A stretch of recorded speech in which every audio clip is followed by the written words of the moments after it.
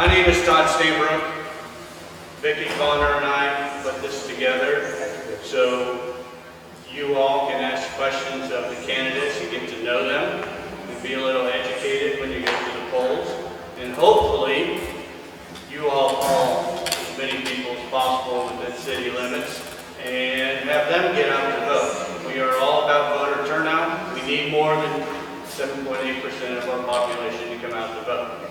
So they have a unique opportunity here. I don't know of the last time, other than the event we put on before, that candidates had this opportunity. And you all had the opportunity to ask the candidates questions. We are not, no questions are preset or anything. You guys wrote your questions. That's what's being asked of these guys. So their answers are your all's concern. So hopefully it all goes well. Candidates, we have a red card there. You've got 2 minutes for your opening statement, 1 minute to answer each question. And when that red card is waved, that means you stop and pass on to the next folks. And thank you, candidates, for showing up. That's great. Louise Michaels was not able to be here, which is the third ward candidate. She had a previous engagement with the family in Tennessee or Kentucky. I can't remember which. Eastern. So that's why she's not here. You are always welcome to get a hold of her. She's out there. She's available for any questions that you do have. So please reach out.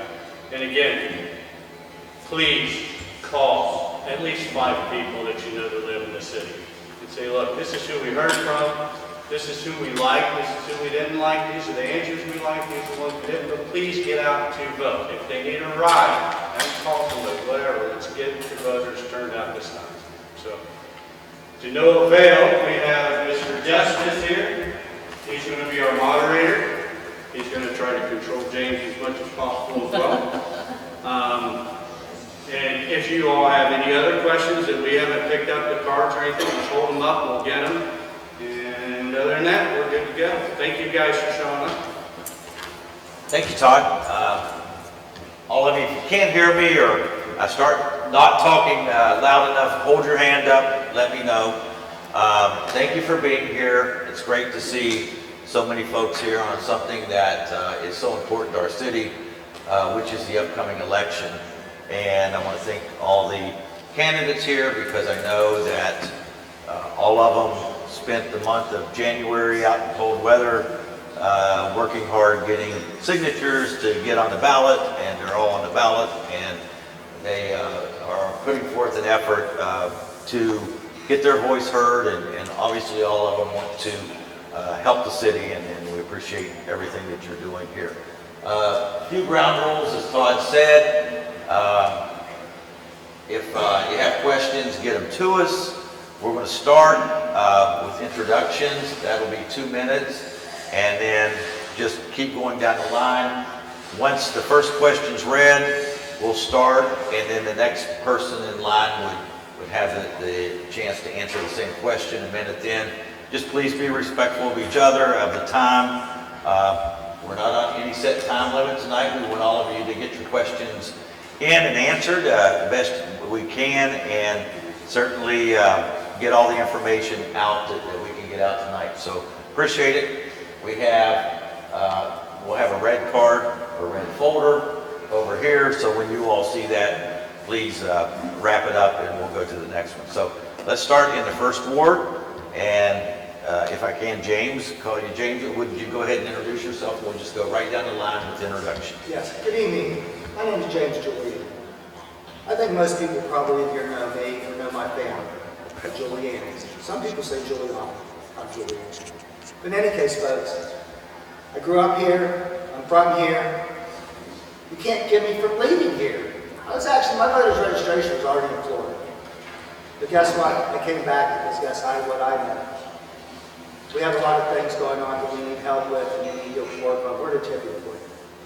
We in Morgantown are the tipping point. We're downtown, where we're at with our situation with drugs, homelessness, addictions, mental illness, playing in the parks, families and regular people being disenfranchised to seem to be that, is this our town?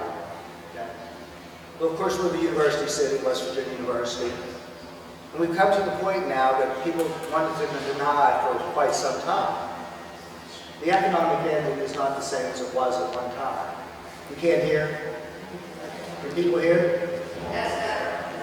Better. Always close. Yes. There you go. Okay, now I got it. Any case, folks, is we're into a situation, a time period in our history.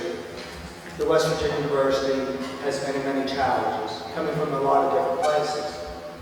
One of the challenges is probably the city of Morgantown in the sense that some of the things that's going on here. But guess what? That works both ways. So what I'm suggesting is that West Virginia University needs to look at us as stakeholders, and we have to embrace that and be the best city to create the best model of town we can to build a synergy through our incubators, through our business schools, to do more of that. Now about me, personally, like I said, my family, I was in the rental business for quite a long time, and with what I put together, we're going to bring economic development to the city of Morgantown that we haven't had for quite some time on Richwood Avenue and the Richwood Avenue project. And one thing I'd like to make note, we get into this situation about peoples and prejudices and fairness and all these different things. And here's what I can say to you, you just take it from here. In all the years that I rented property, I never did background checks. Never did background checks. You want to know why? I was never worried about money. What I was worried about was whether the students were capable of attending school and being here. So that being said, I look at all people and say, there's no judgment here on the folks. Here you go. Thank you. Thank you, Mr. Giuliani. I'm Joe Abu-Ghannam from the First Ward. I want to take a second to thank everybody for being here. Thank all the viewers at home, everybody on the live stream.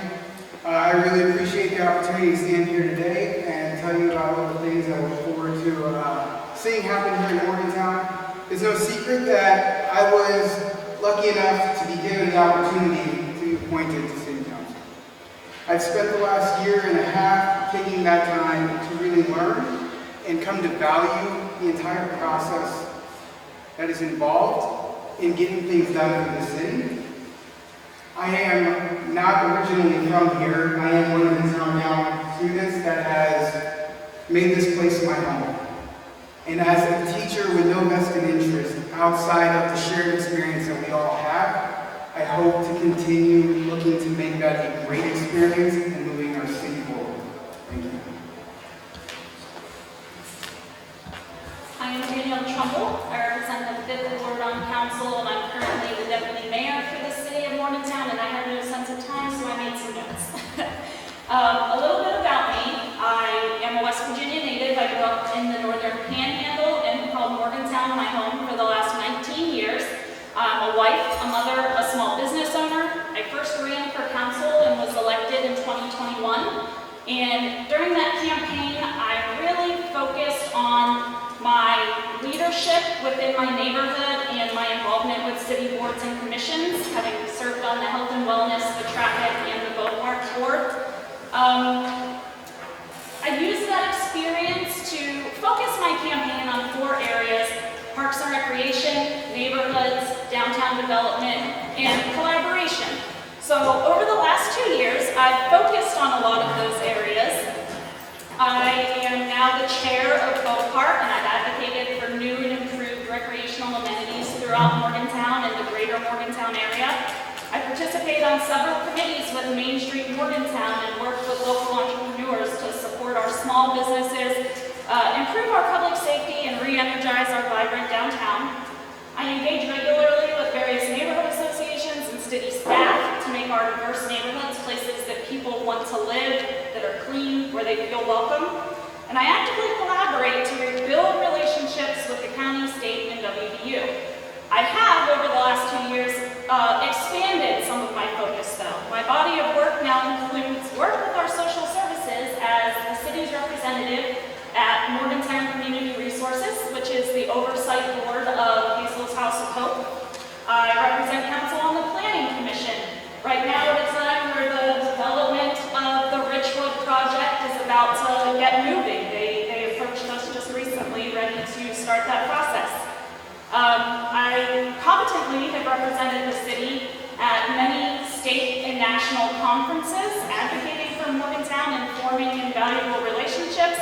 And I advocate for increased transparency and accountability and accessibility within city government. So thanks to everyone who came, and especially thank you to the organizers and Todd Stavra and the Hotel Morgan for hosting us this evening. And Vicki Conner. And Vicki, sorry. Thank you all for being here with us tonight. My name is Mayle Ynigues, and you may know me as Marley from Morgantown. I'm running to represent our whole community because Morgantown really has a lot of opportunity and potential that needs imagination and some clear focus for our policies. I'm not here to tell you my resume. I've been with Mountain Line Transit Authority, NAACP, Monongalia Arts Center, and many other groups. We are here to learn about the future of Morgantown and what our focus is. And I believe it all comes down to three things right now that are the greatest need. And that's housing, roads, and human rights.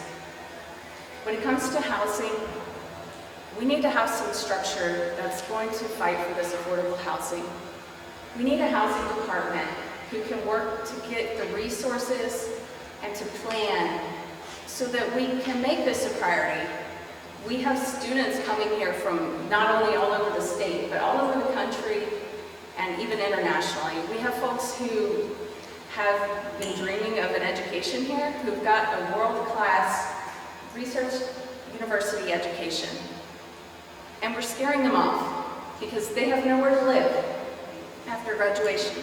We don't have the affordable housing for young people starting out. I think that this needs to be a top priority because we are all focused on growing our community so we can provide better services to all. Our roads are just a part of it, it's emblematic of it, but when I say roads, I mean transportation. I told you that I was on the Transit Authority. Buses are important, walkability is important, bikeability is important, and just making sure that you can connect and be a part of the community. And of course, I support human rights for all Morgantowners. Thank you. Hi, my name is Brian Butcher. I am the 7th Ward City Councilor. I'm running for re-election this year. So I've lived in Morgantown for about 10 years now. I was raised in southern West Virginia. I'm running for re-election because I've enjoyed my time on the council. I feel like we've been able to accomplish quite a bit in our time on council. We've been able to work together to try to form better bonds, better relationships with our county entities, our state entities, including our Mon County delegation. The things I'm focused on, priorities for me, are housing, affordable housing, as well as dealing with the homelessness issue and all the issues that brings into our city. And also just making our community really through community organizations like our neighborhood organizations, volunteer organizations, and the other folks that really make our government and people around our community work. We've worked to revitalize our local park. We've worked to help get people into housing, into emergency housing, or into other programs. And really, I've been working with a lot of grassroots community groups to make sure that we make that Morgantown look like a better place to live. So I hope to earn your vote this year again, and thank you very much. Hello, my name is Ben Mayle. I'm from Morgantown. I've lived in different wards all throughout. I currently live in 7th Ward. I've been in the house I'm at about 10 years. Never thought about running for city council. I wasn't even sure when we elected, so I was one of those more than 10, 12, 15,000 people that don't participate. I was unaware. And a few elections ago, I saw things I didn't understand, why we were trying to do things, and I realized, I have no reason, because I'm not involved, I have no reason to complain. So I decided to get involved, and I see safety issues downtown on many different aspects that I really think we need to address. They're wide and varying, but I've been spending most of my time coaching youth sports for the last 6, 7 years. I have a soon to be 12 and a soon to be 4, and I want to try to help with the city for the next 4 years. If I can get on council, I think I can make a difference and communicate with the city or the county and the state and better our relationships there, because through communication is how we get things done. Thank you. Thanks each one of you. So let's just go ahead and start with the first question.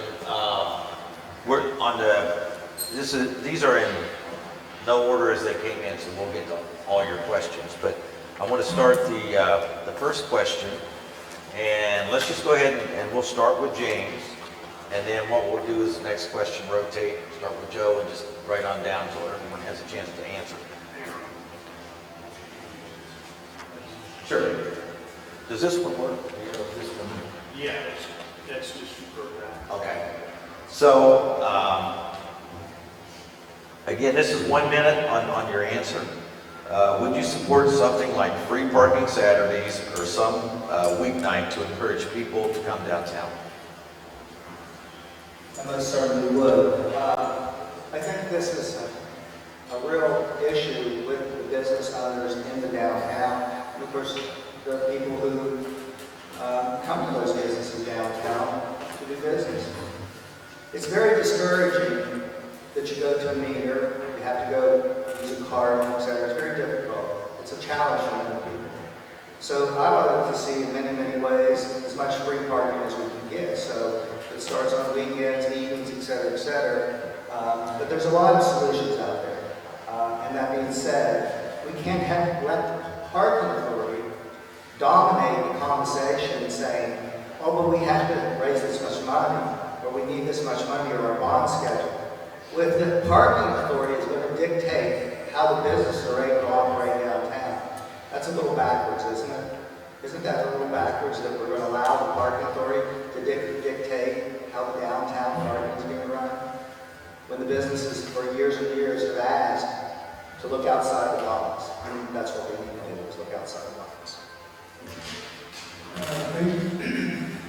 I would definitely support having times when parking is available so that people can visit many of our businesses downtown. We already offer something like that in the summer on holidays. It benefits a lot of the things that we're going on. I think that many of these issues can be addressed by meeting with our parking authority as part of the city council.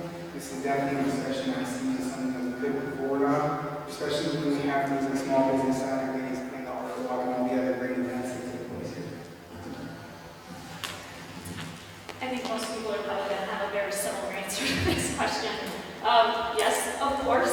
I am active on the Main Street Promotions Committee, and we do work with the Parking Authority to offer free parking during many of the special events, as were mentioned, arts walks, Small Business Saturday, usually the weekend between Christmas and New Year's. I'm totally in favor of expanding that, especially as we start more and more special events in our downtown with our new ability to close High Street from the DOH and our ability with DORA that recently passed through the state legislature. I think that free parking opportunities will really help to support those types of events. I guess I would support limited free parking for special occasions like Saturday events and getting folks out there. It's really important to make the community more accessible, and sometimes that little bit is enough to be welcoming to folks who may not spend a lot of time downtown. There's other issues with our parking downtown. A local disability advocate recently told me about how the meters are not reachable if you're in a wheelchair. There's potentially some issues regarding the concrete and making that more accessible if you're using a walking stick. So I think that's all part of the issues for being welcoming downtown and encouraging folks to come who may not spend every day there. I also think it is a wonderful opportunity for more walkability and bikeability downtown. I would love to have some events where we specifically invite folks to come downtown on their bikes and participate in our community. Thank you.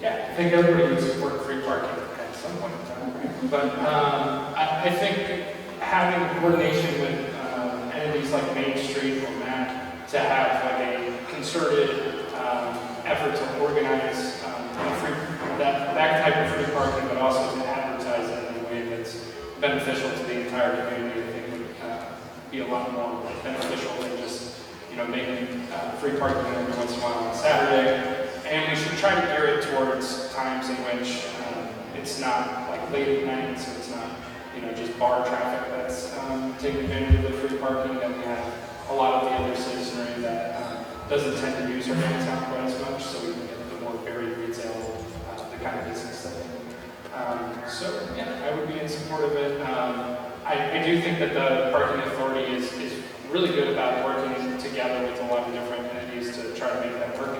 And the people on the parking authority board are mostly downtown business owners, and so that kind of reflects making these events possible.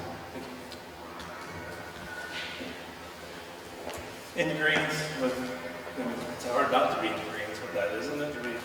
We understand that we have to generate revenue from the parking, but doing that at select times for special occasions is definitely going to be friendly to bringing people downtown and seeing what we have down there. Sorry. It's just weird holding things that close to your mouth after what we've gone through with COVID. I need to repeat any of that? Yeah, as long as you hold it up, we can. Yeah, absolutely for special occasions, and who knows what that could grow to, but we understand that it is a very important part of drug revenue. Yeah.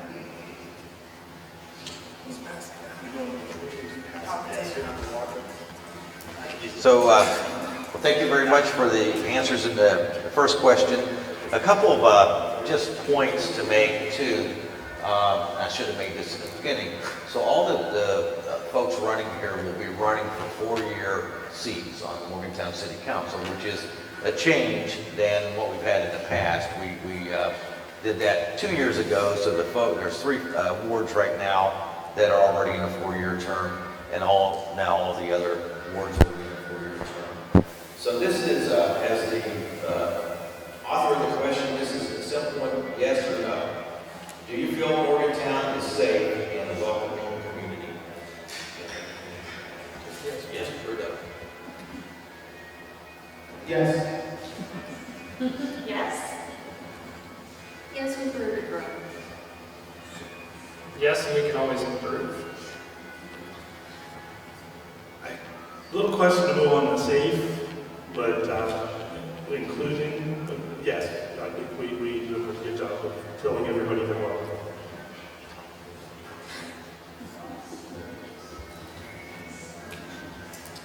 No. Thank you. Next question. What is your vision for the future of the city, and how do you plan to achieve it? My vision for the future of Morgantown is a welcoming and inclusive place where all different types of people want to live. We want our students to stay. We want our young professionals to stay. We want our retirees to want to stick around. So to me, the best way to do that is to reach out directly and see what those people want and expect from the city of Morgantown. We need to work with the county and WVU to figure out what people across our community are looking for and find out real actionable ways to achieve that. Hello. My vision for Morgantown is a Morgantown where we have enough housing to continue to grow. We have a need for safe and affordable housing, and it's for all sorts of folks. We need to put the policies in place to create a Department of Housing and have a person in the city who can be dedicated to these policies and to allocate the resources. There are people here who would love to add a tiny home in their backyard. create a garage apartment. And why do we allow that for Airbnb, a private company, but we don't allow that for a lot of individuals who want to create safe and affordable housing for their neighbors, or maybe for a family member? I think these are really important so we can grow as a community. I think this is a foundational issue for our community. My vision for the future of Morgantown is like a vibrant, innovative city center for all of West Virginia to embrace, as we have, the things that make us unique in Appalachia and West Virginia, and while also maintaining the kind of city amenities that we always have. I think that we just need to move forward on a lot of the paths that we're on and encourage the kind of growth and development that we've always encouraged within our city, and find replacements for some of the things that we've lost. I think there's some really great core business owners and community members, community organizations that are really working hard to try to make that a reality, and we need to be all working in tandem and working together and understanding each other's needs to make that kind of vision happen, because I think there's a lot of people that feel the same. Mine would be a safe, clean city where people want to move back, businesses back downtown. We started losing those to malls and strip malls a while back. That became the fashionable way to shop, and then since the online is taking over on most of that, people aren't going into stores now, so we could possibly get those ones that do want to start back downtown. I'd like to see, the roads better, not just the city roads, but the state roads that go through the city, and those are going to be based in communication and relationships with the state on those issues, and that's what I'd like to see happen as well.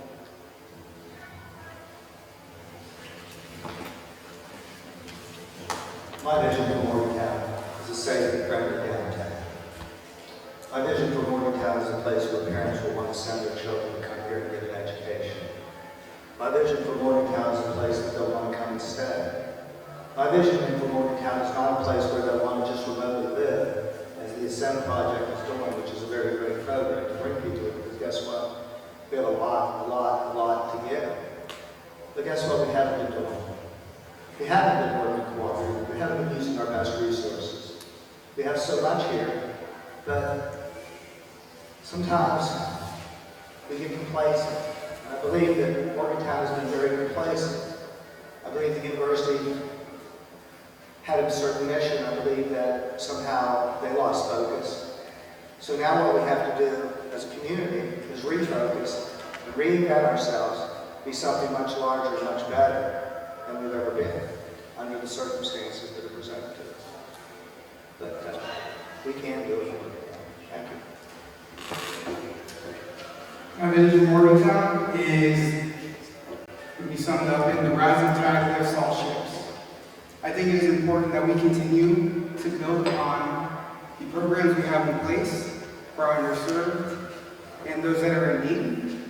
My vision for Morgantown is a green area where people feel comfortable and safe walking and leaving the city for the future generations, the ones that I get the opportunity and the privilege of teaching every day, to feel proud to be a part of it and proud to continue to be a part of it. Thank you. The next question. What is your opinion on supporting our police?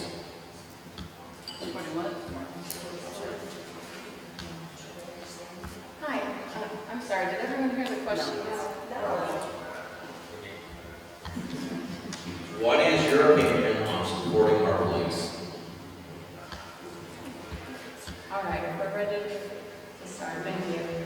I think it's really important to have, to be able to build trust with our police, and that's a two-way street.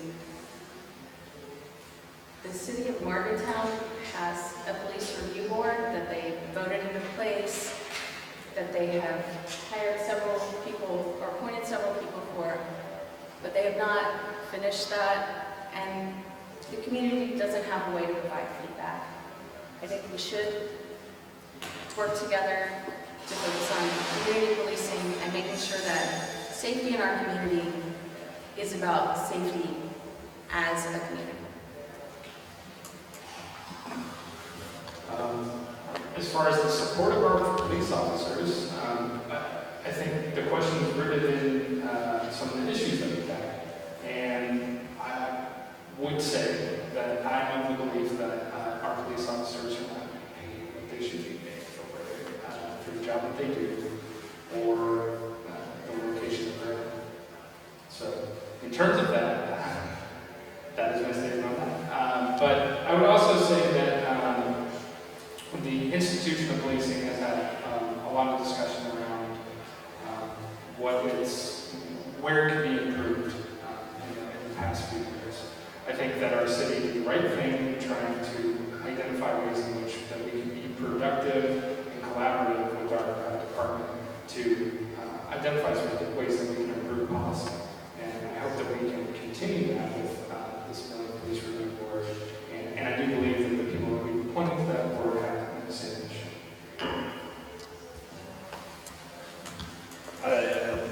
I think to show, to support them, what they would believe that you are supporting them, we need to rethink what we did. It took place July 1st, with how things are handled with them.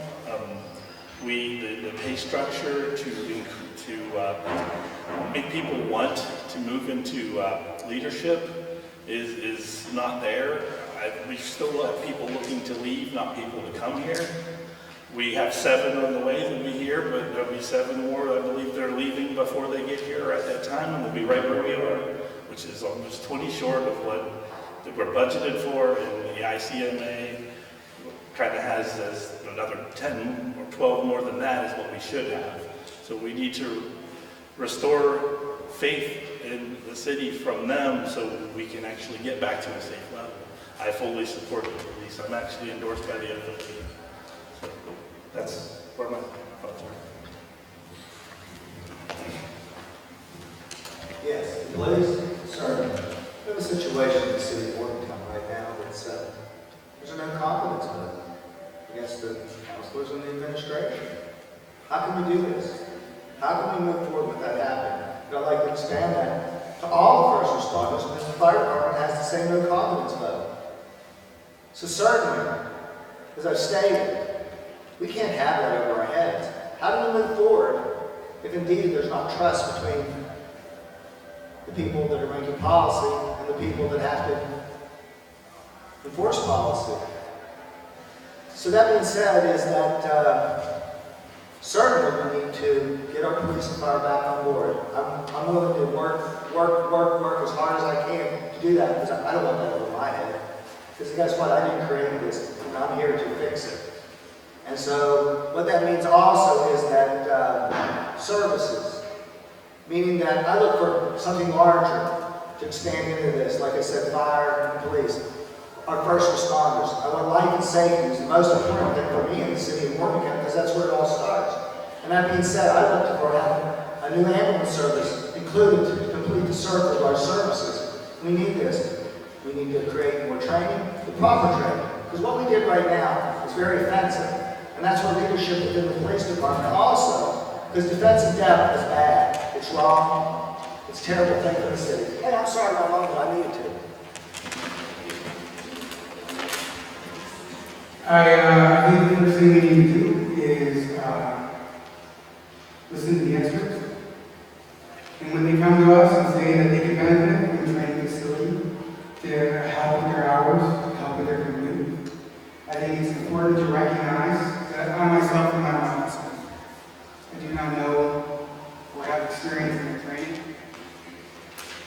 So, to build on that trust, I think that it is a two-way street, and we have to trust people like our chief on what he thinks is best for his department, and hope, not hope, but ensure that we can put the right people in place.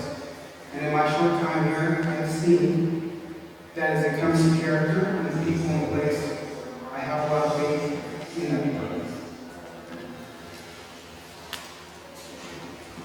I think the best way to support our police department is to treat them as though they're valued employees. Part of that is their pay policies and the personnel plan that was put into place in July. I advocated against that before it was enacted, and I have advocated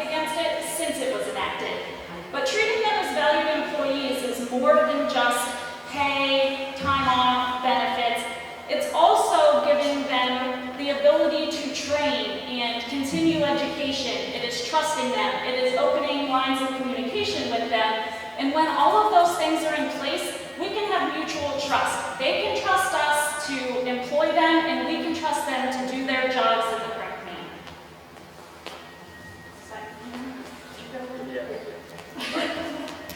Thank you. Next question, define affordable housing.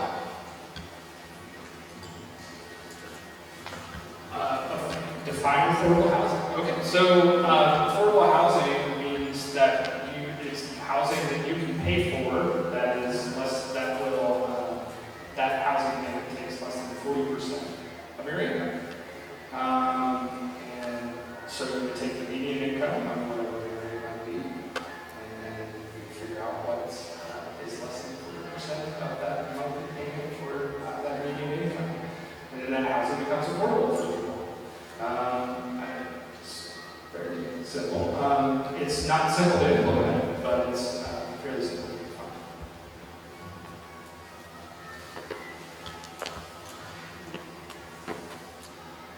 Not really sure what that would mean. It's what the actual percentage is, what it is, but something that you could, amount you could pay to live there and still live and do your other thing. We need more of that in town. I think everybody can agree on that. We have a lot of that that's built outside the city limits, West Run, Scott Avenue, but we don't have people building places like that in city limits, which we should probably work with to get that done. Where the rent is subsidized by the government, we make it an affordable amount that everybody can do that. I've had friends that live there and thought it was wonderful. So that's what it is. Affordable housing means different things to different people. When we mean subsidized housing, we're talking about that housing.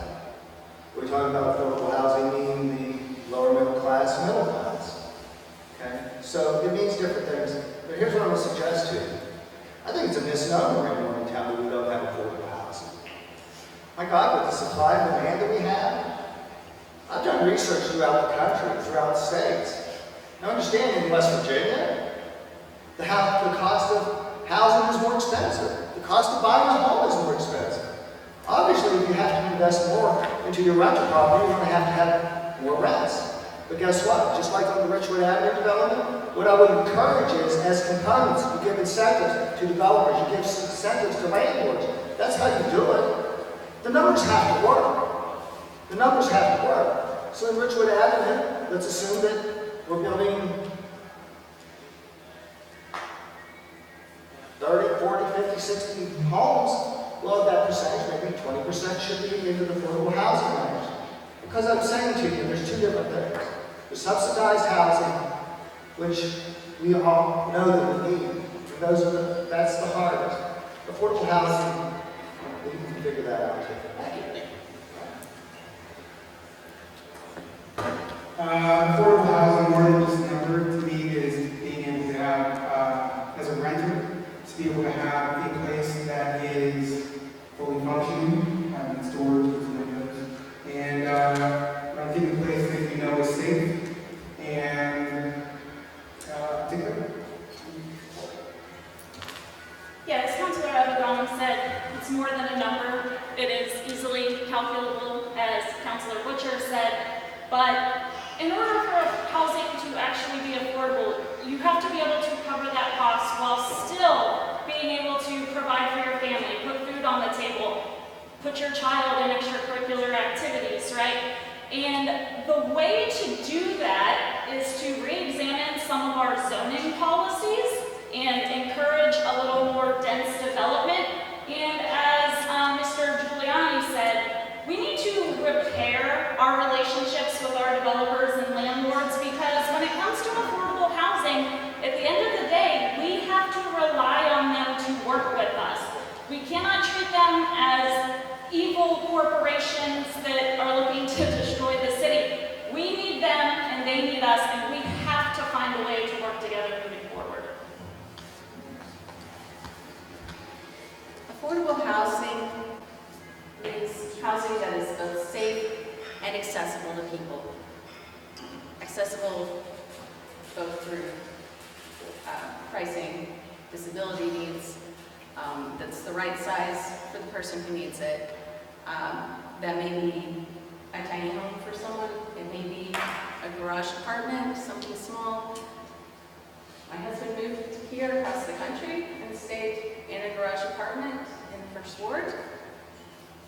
We should be able to make those available and let individuals contribute to changing their path forward here.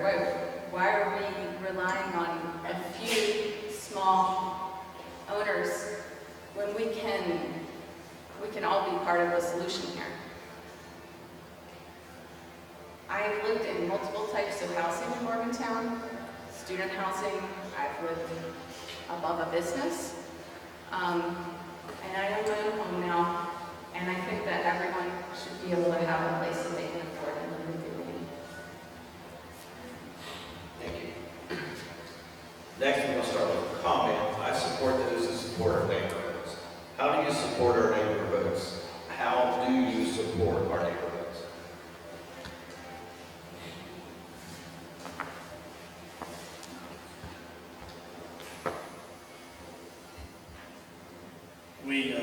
We can support the neighborhoods by go to the association meeting, see what they want. Communication is how you support them. We have some neighborhoods that have signs, nice signs at the beginning of the neighborhood, and some that have none. People aren't sure if in Suncrest where we actually are. People ask me if Star City is part of Morgantown, what ward that's in. They're not all well identified, but communication, getting what they want, what they need. That's communication is the key to so many things, and what we can do to support those by asking them what they need.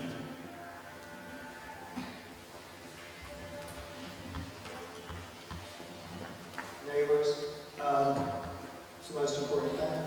We're all neighbors. I think we actually, in all honesty, for being as transient communities are, I think we actually have some very strong neighborhood associations that I think that we can work forward to and improve with those things. I, as a councilman, want to be very involved, and what I'd like them to do is have office space at the city building, knowing that there's certain hours that they can reach me. Obviously, they'll be able to reach me at any point in time, and I'll be receptive to anybody everywhere in all the points. But I think as councilors and policymakers, certainly needs to have an open door policy to serve our constituents, serve the folks that we're here to make things better in the city of Morgantown. That's what we're here for. And so that being said, I think that that's what we need to do. Thank you. Thank you. Actually, when I was interviewed for my appointment, this is one of the questions, what do you want to do? And I stood strongly in the idea of neighborhoods. And the first thing I did was, along with my fellow neighbors, helped bring back our neighborhood association so that we could start meeting regularly. I think that it's important to invest in those around you specifically. Someone once told me that as long as you can take care of your bubble, that bubble will continue to expand around you. And so as long as I can help take care of those around me, and hopefully as that bubble expands, it will take care of those in our community. By being in the neighborhood, we've had the opportunity to be able to bring back things that some of our more long-term residents have had the opportunity of experiencing, like our neighborhood Halloween parade, which I'm very proud of. Being able to have the street of Madigan shut down so that those with strollers or in wheelchairs have more access and have a better experience in terms of being able to walk the neighborhood and see and take part in everything that we've done. I love our neighborhoods. Neighborhoods are very important to me. As I mentioned, they were one of my platform on my campaign the last time. I started out my engagement with the city, I guess, as the president of the Woodburn Association of Neighbors. I got that group, as you said, I kind of reinvigorated, got it going again after it had a hiatus for a while. So, very important. Our diverse neighborhoods are what give Morgantown its small town feel as we continue to grow, and people get a real sense of belonging and community in those neighborhoods. Since I've been elected to council, I have not missed a single neighborhood association meeting in my ward. I go to all Woodburn Association meetings, I go to all Jerome Park Association meetings. I frequently hit up the other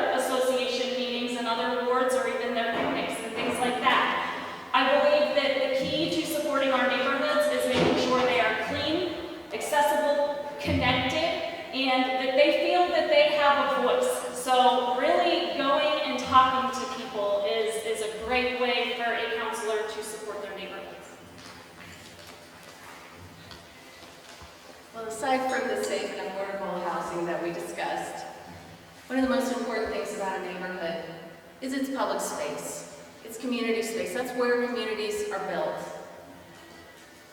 When you look at our neighborhoods, are there places, we've looked at the Healthy Streets Initiative, where folks close down certain streets and people are able to play with, the kids are able to go out and play in the streets. We've got places where, we're building community gardens. We need to facilitate more of that space and make it easier for people to say, what defines our neighborhood?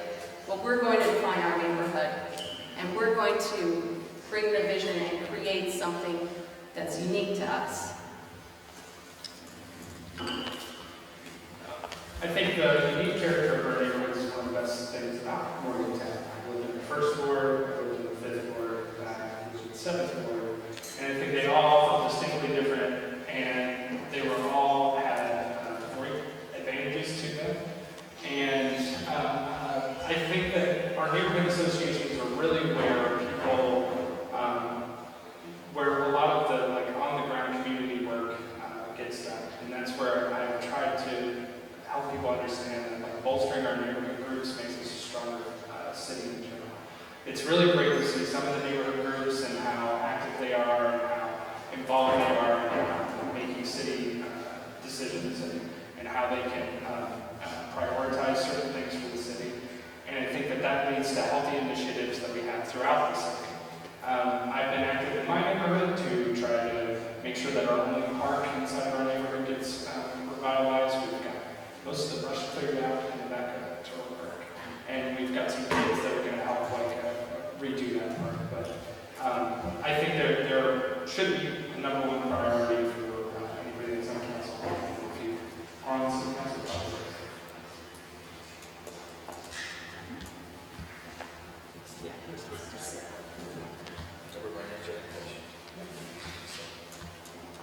All right, next one.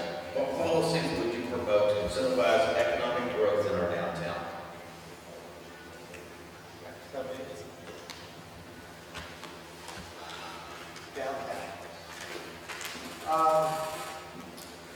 Well, obviously, if you go down to our downtown, it sort of looks like a flea market. So I would upgrade the standards, I would incentivize through facades programs, to whatever program you could I would have programs to clean up our downtown, just as we have programs, as Danielle and others have initiated. I'd like to see a clean downtown. I'd like to be able to work with the business owners, which I do, and I would like to be able to get grants. I would like to see how we collaborate, work together to bring revitalization. The first thing that has to happen is that we have to clean up the streets, and we have to get rid of the problems that we have with all the drugs and the activity. So that's what I would propose, is to revitalize our downtown, is to make it safer, make it more family-friendly, and therefore work with the businesses and create economic incentives in the synergy, like the Richwood Avenue project will bring to the gateways, coming from Westover, coming in from about 73 to 119, coming from all of it, so that brings in this atmosphere of the amphitheater, so we can create this synergy throughout the whole downtown, combining it to the Woodburn neighborhood. Here we go. There you go.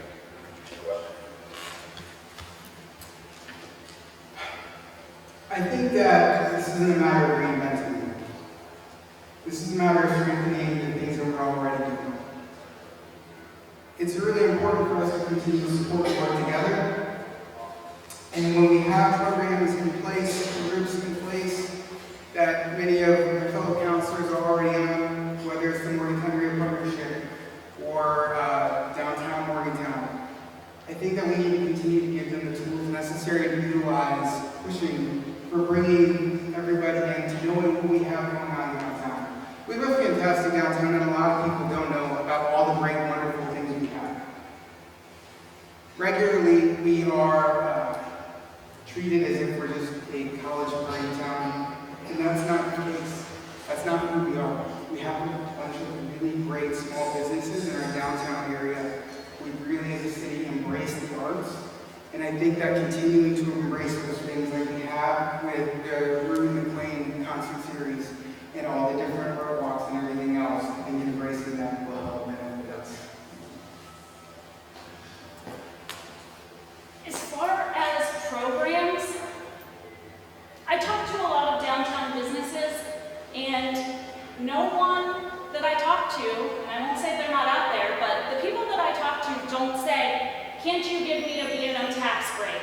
Can't you give me an additional grant? What they want to talk about is the support that they feel from the city.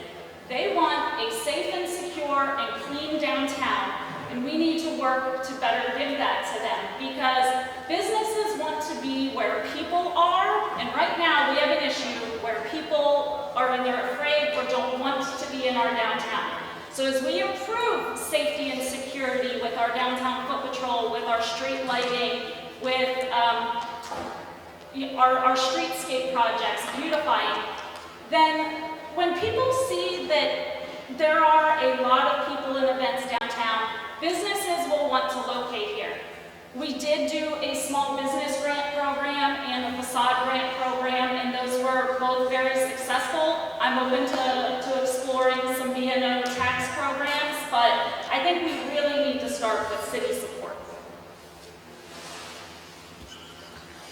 I think there's a big assumption here that downtown is a bubble, and it's only people from Morgantown who ever patronize these businesses, participate in the activities.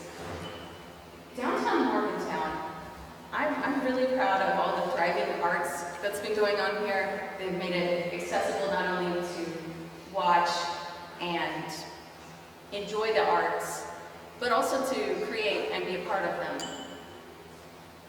I think that's something that's reflected in the future of the downtown streetscape, South High. But I think we can definitely go further in making downtown more welcoming to other folks, such as we have bicycle trails that go all the way to Pennsylvania. Why aren't we using that as a resource for us?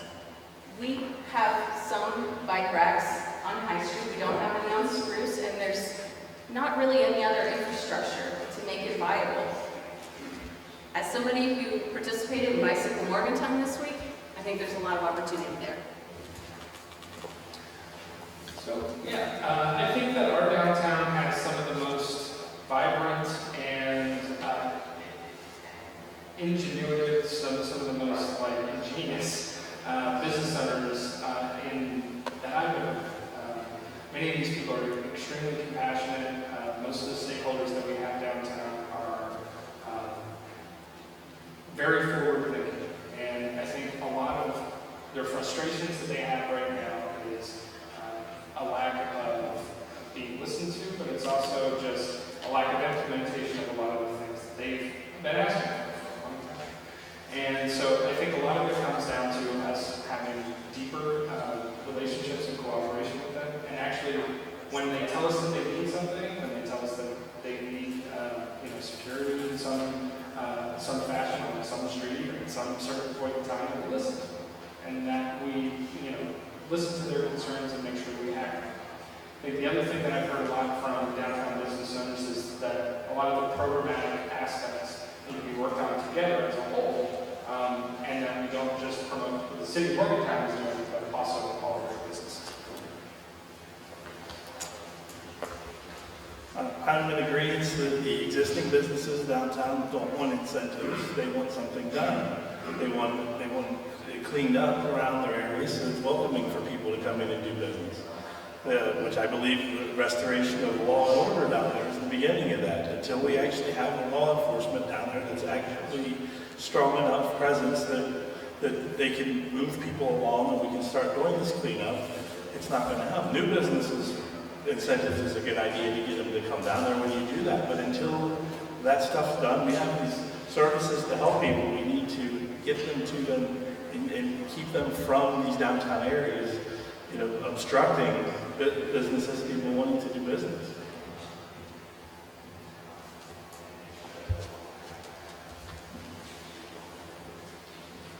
Thank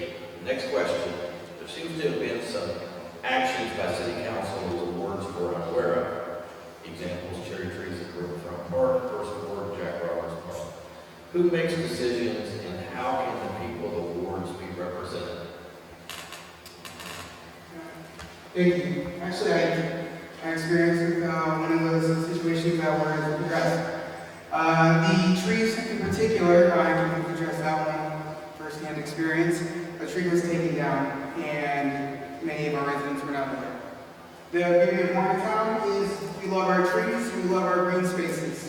I know about the cherry trees as well that were ended up moved subsequently. But as for the tree in Jack Roberts Park, for example, a lot of times what happens is these trees have a report done on them, whether or not they're healthy or they're safe, if they are going to be able to continue their life expectancy. And a report was done, and the issue has been the communication between the Morgantown, the tree ward, as well as the,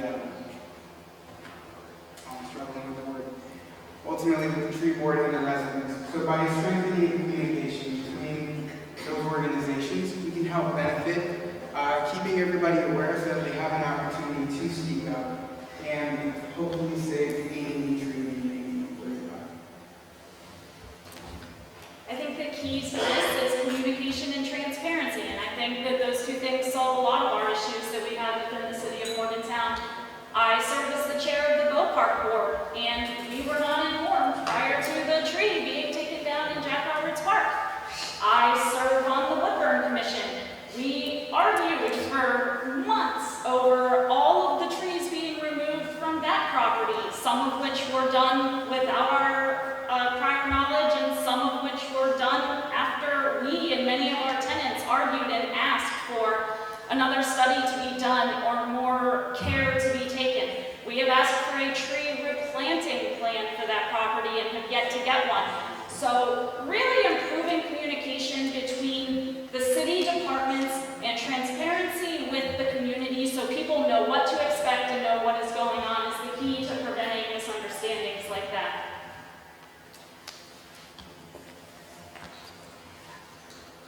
Many of us here have been to a city council meeting. We've been to board and commission meetings and committees.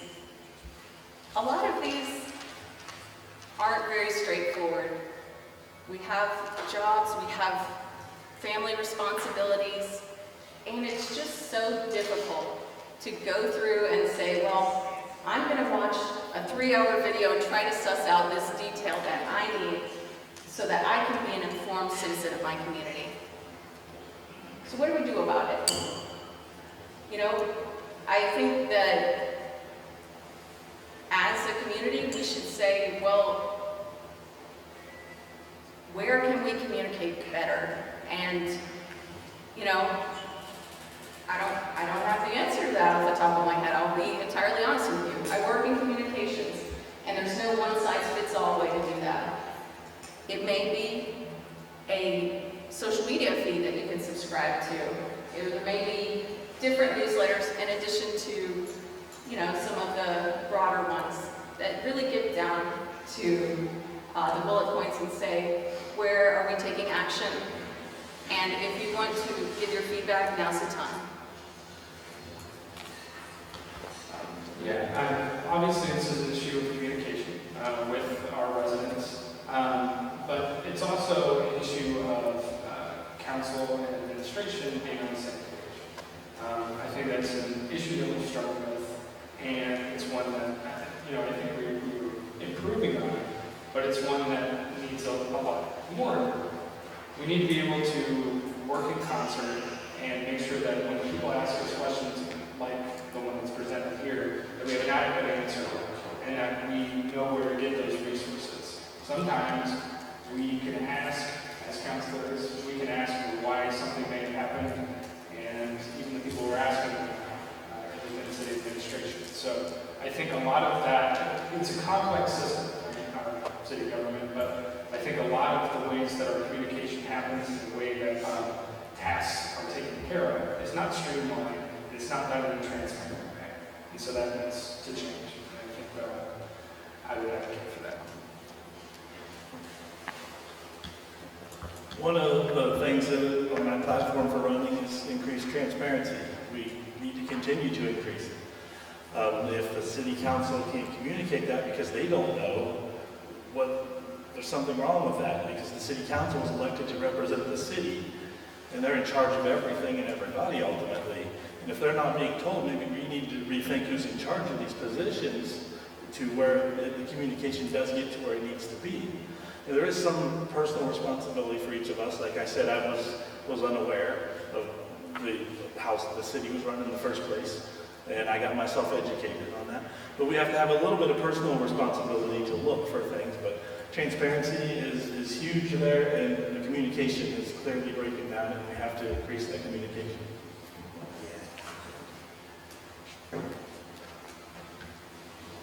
Okay.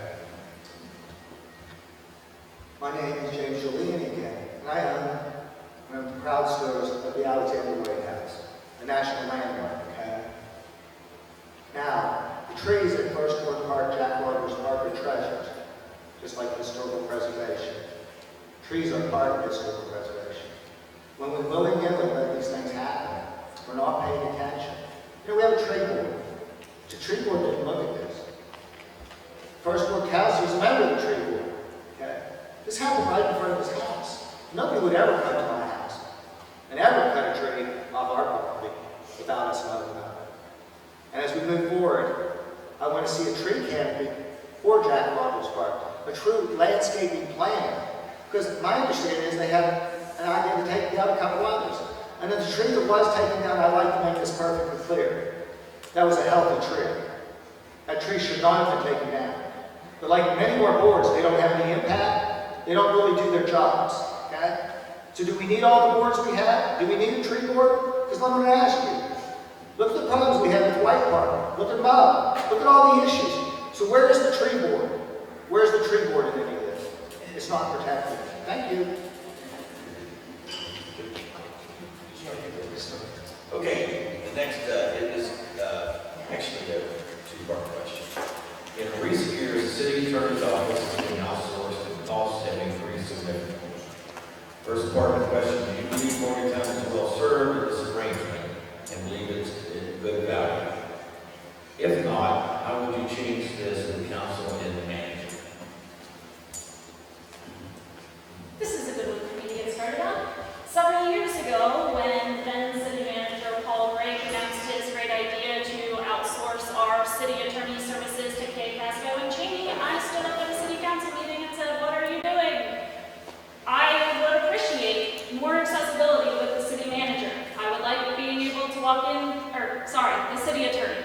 I would like to be able to walk into City Hall and have the attorney office right there, be able to speak with him. Do we occasionally have the need for more than one attorney? Is there a reason to keep another law firm on retainer? Yeah, I think that makes a lot of sense. Sometimes we have things that create a conflict.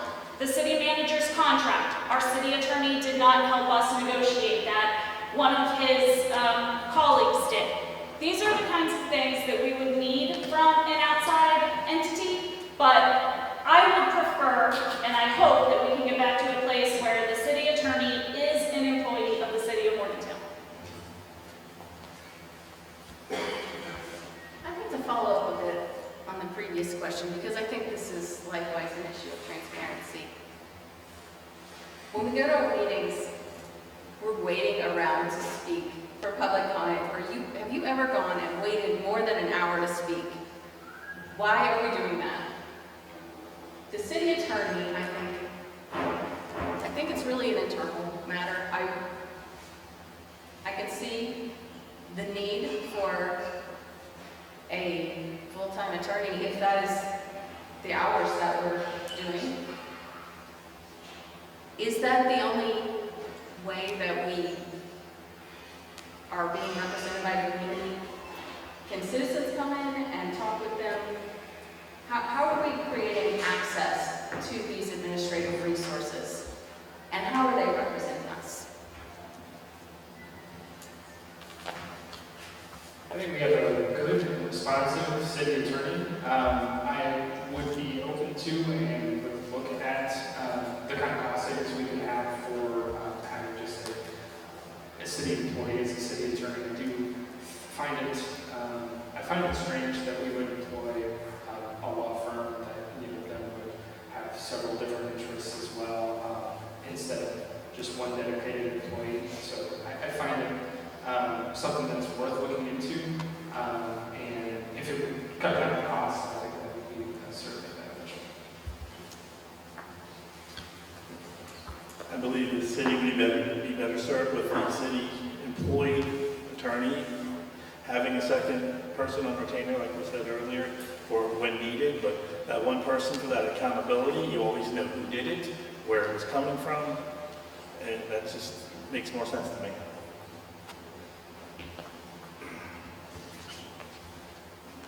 Yes, when elected, we will have an in-house attorney again, because he'll be new. Okay? The attorney we have now is like what they talk about a lot of times, government attorneys, okay? They pad themselves. Now this guy who was making $120,000 when he was working for the city, now probably making $250,000, $300,000 with the law firm, and his work comes from Morgantown. What do we pay in legal services each year? Well, obviously part of that's through litigation. That's what made us feel that we needed to have a whole law firm because of all our litigation. So guess what? If we start doing certain things right, and we start working with our first responders, we start working with businessmen. Understand, I experienced this firsthand. The litigation that goes on. The craziness that they just don't know what they're doing. We're being mismanaged, okay? Part of that is the attorney. He's allowing it because guess what? He's not giving good advice. Why are we in litigation for 3, 4 years? Why can't we get something done? This attorney has to go. We need to bring in an in-house attorney. At that point in time, we can choose the law firm that we need to work with if we need further litigation. But we need an in-house attorney, work with the city manager, and the whole staff. Thank you so much. I see the red button. Honest to God, nobody has to tell me. I see the red button. I'd like to start by saying that I think that our city attorney actually does a really great job. I think it's important to recognize that when it comes to law and litigation, that everybody has different areas of expertise, and to have only one person giving you their opinion, while beneficial financially, it may not be the most beneficial in terms of the long term. It is important for us to be able to recognize that, especially with our attorney, having multiple people in the office, that's multiple different people that can give us their different opinions and perspective on things, especially when dealing with litigation and all the different things that go into it. I'm not an attorney, but I know that they work really hard and do a good job. Thank you. Some responsible business owners in Saberton build sidewalks, but they need to be connected. Would you support making Saberton walkable? Absolutely. Our whole community needs to be walkable and accessible to every Morgantowner. I think it starts with any new building that's going up. We should make sure that they're adhering to the walkability standards that make it necessary, or that are necessary to be an active member of our community. I think that walkability goes beyond sidewalks. I think when we look at when we look at transportation, we look at making things better connected. That includes bike lanes that aren't just a series of potholes. It just includes making our community better represented. Our rail trails are a really great example of that. They've been repaved, and it's a great way to get around our community for a lot of folks who need that. And I think we can do better with our sidewalks. I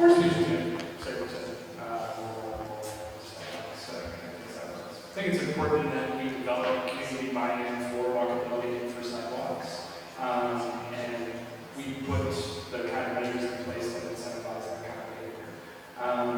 I think sidewalks are a really critical piece to making our city walkable, and it's a great investment that we can make to make our city safer, to make it better and healthier for the individuals that live here, give us less carbon footprint. It does a lot of things for us. So anything we can do to expand our sidewalk network and incentivize people to help us in the process, I think is okay. I support sidewalks. I live in 7th Ward. We have a strip that goes from Longview to the new elementary school. That's technically that hard section is the cutouts of the city. We have kids that have to cross the street, walk down the sidewalk, that parks back across the street to the school. We're probably going to have to work with the county and the state to get that done because that particular part's not in the city. But definitely support sidewalks. Like, I live on Market Street. It doesn't make a lot of sense to put one down Market Street with the cost effectiveness not being there. But faster traveling streets, main thoroughfares, sidewalks work wonderful. Yes.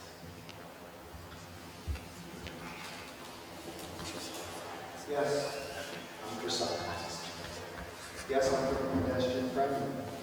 I live beside Morgantown High School, and when they did their improvements, there was a sidewalk that was supposed to be put in there. It goes from Prairie Avenue up to Wilson Avenue. When they got the project done, I went to the Board of Education, I went to our city, and I said, what's going on here? You all get the B&O taxes back to schools located in the city, which we only have a couple, Morgantown High. That's about it. And so that being said is that I went to them and I said, this money you got for B&O is supposed to go into the improvement of our neighborhood and sidewalks. Well, what I'm looking for is a complete sidewalk program because this wasn't going to happen, and I just went to everybody and I said, wait a minute, this is a high school. This is where hundreds of kids walk every day, and our neighbors walk every day. And so I felt it was so important. Over the years with my rental property, we've had so many different programs that my sidewalks, I would go and improve them. I would do it. The next what? They come back a couple years later and they knock them out for some reason because of a different program. But yet other people never get any sidewalks at all. And with our program, with our paving program, our curb program, we've done a disservice sometimes because we haven't lined these things up as far as the handicap accessible thing. But certainly we're for sidewalks. It was for sidewalks. Thank you. The good news is that our sidewalk study is done, and it's something that we're moving forward on moving towards. Having sidewalks in Sanford would be fantastic. Connecting the city is important, and the sidewalks are essentially the connectors to all of us. We're going to talk about neighborhoods. Having our sidewalks making it easier for us to get to one another is important. This is something I hear about quite frequently, not only from the Sanford area, but also from the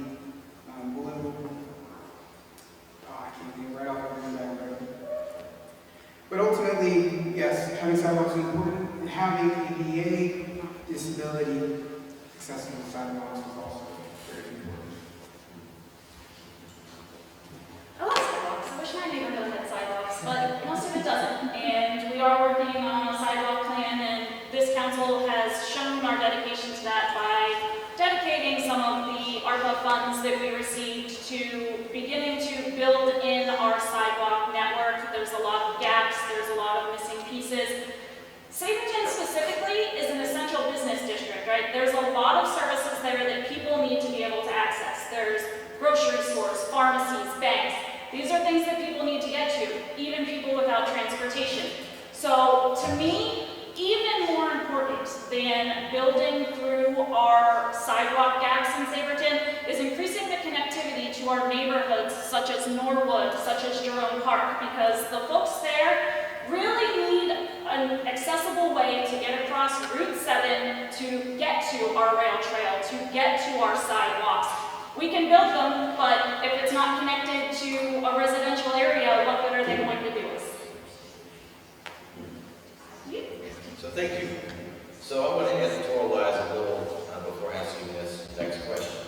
So I know all of you candidates, both the incumbent and those running against the incumbents, and I see a lot of city council members present and past in the audience.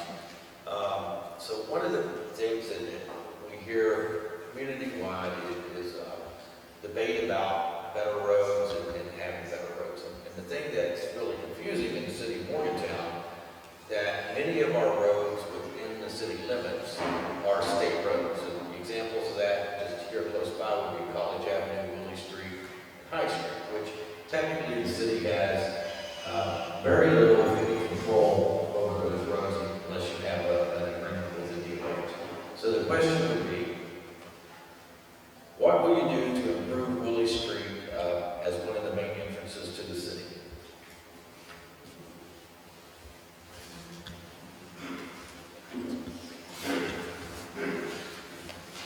I think that we need to look at further coordination and cooperation with our community partners like UH. And, you know, that looks like us approaching them and approaching any kind of project that we do in good faith. I think we need to have like really broad-based communication with them. It would be great to be partners at the table with the county and have those conversations with the DOH. I think that the city should be a necessary component of that. We need to show them the advantages of working with us and show us that we're good partners. For Willie Street and all the state roads that go through town, it's communicating with the state.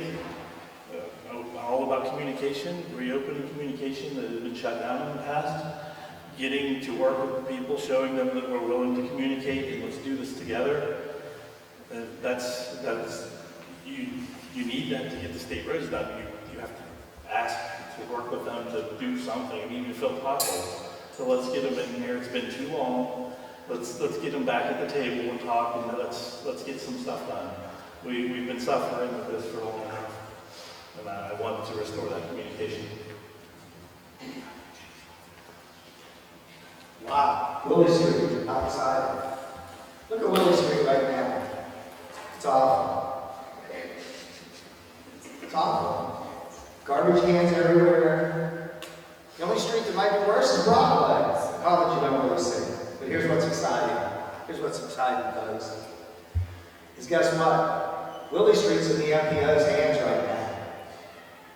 We're going to connect the mile ground. We're going to bring the gateway into Willie Street. And when we come down to the convenience store, there's going to be a roundabout. Okay? We're going to take ourselves into the Woodward neighborhood. We're going to take ourselves into the downtown. We're going to take ourselves into West Virginia University's campus. And guess what we're going to do? We're going to take ourselves into the development that's going to happen. It's going to happen on that property, the 812, 14 acres that we have. That also ties us into Woodward Park and the Woodward neighborhood. That's what we're going to do. We're going to construct this roundabout. It's a roundabout, an intersection right there. So Willie Street will be improved to the downtown, to the mile ground. Guess what? When I'm on council, watch it happen. I think it's important to be able to work together as opposed to yelling at our partners in these issues. It is important to collaborate and to see and recognize that as a state road and a city that we share a relationship and we need to build upon that relationship through cooperation and collaboration and not through yelling. And I think that by having positive conversations, we will be able to build a stronger entranceway on Willie Street and Traverse Center.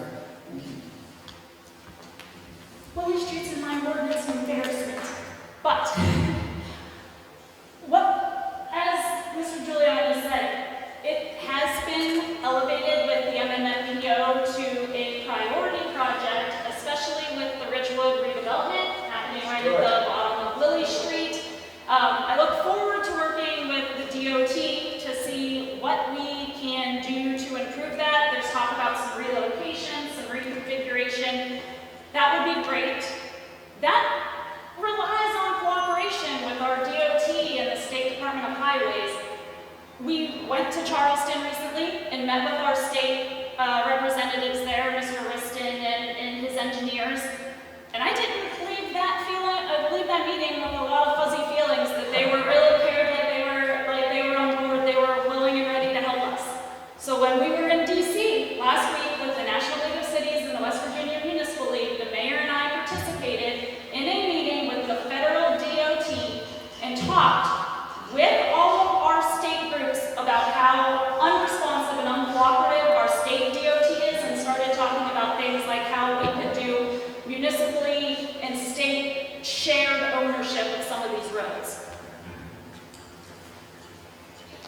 Y'all know I care about roads. Y'all know my platform, housing, roads, human rights. We discussed it before, and I really feel that we can't plug our ears and say, it's a state road, there's nothing we can do about it. And we can't rely on the state to fix things in a more timely manner when the state doesn't have the resources. They don't have enough street crews to do this. What we can do, and what we should do, is work with the community and say, how do we prevent this damage? Can we work with local, large vehicle needs and say, like, how can we prevent some of this damage? Can we work together on that? I think that's key, and I think that it's a whole stitch of time save 9 thing. Once we do that, our roads will be falling apart quite swiftly. Willie Street particularly, the issue is visibility. You come down Willie and you're like, okay, wait, is there anybody coming yet? Think about that in the winter. Think about that in the rain and the snow.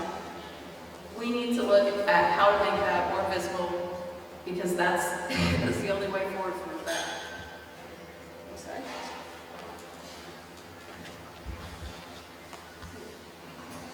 Okay, we're gonna hold this question until James gets back, but we'll move to the next. And the next is just a yes or no question. And do you support, it's two parts. Do you support abolishing the police review board and the downtown ambassador program? So, number 1, yes or no, police review board. 2, yes or no, the downtown ambassador program. That's just yes or no.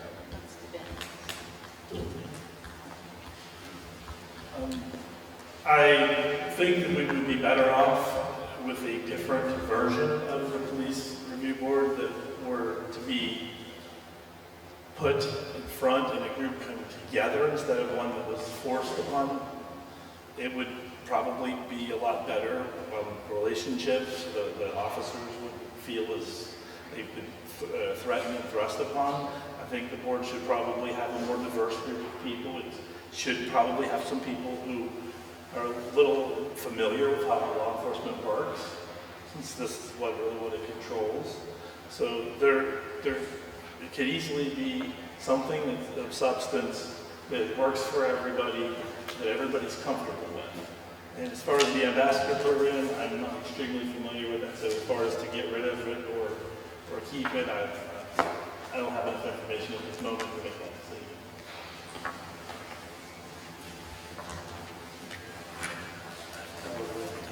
More than yes or no? No, yes, sir. Try to keep it to just yes or no.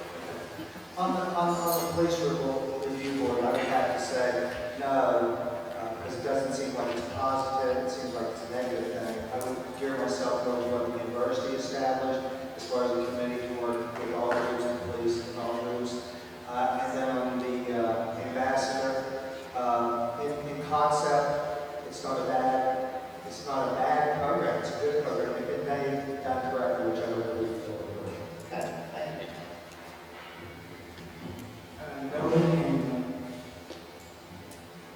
I think the review board could be useful if we work with our police department to implement that. I think its biggest issue was timing, when we are having other things at odds with our police department. And as for the city ambassadors, also not in favor of abolishing that program. A lot of people see that as a replacement for our law enforcement, but they do so much more than that. No, I'm not in favor of abolishing the police review board before it starts. It's not even out the gate yet, and it didn't come as a surprise. The city worked with community organizations for hours every week to put together the precise plan. Finish appointing the board so that they can start. No, I don't support abolishing the ambassador program, although I do think the task could be better assigned. No, I would not be in support of abolishing the civilian police review board. I believe that the board will have a lot of useful and helpful ways in which we can move our community forward, which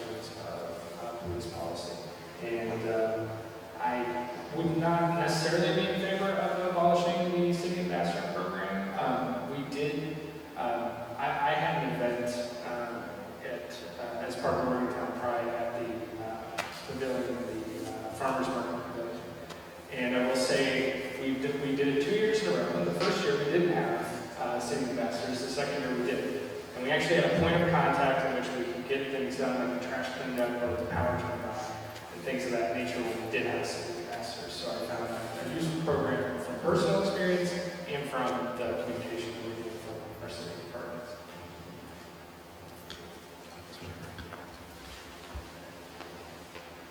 Okay, this next question, we're going to change things up just a little bit.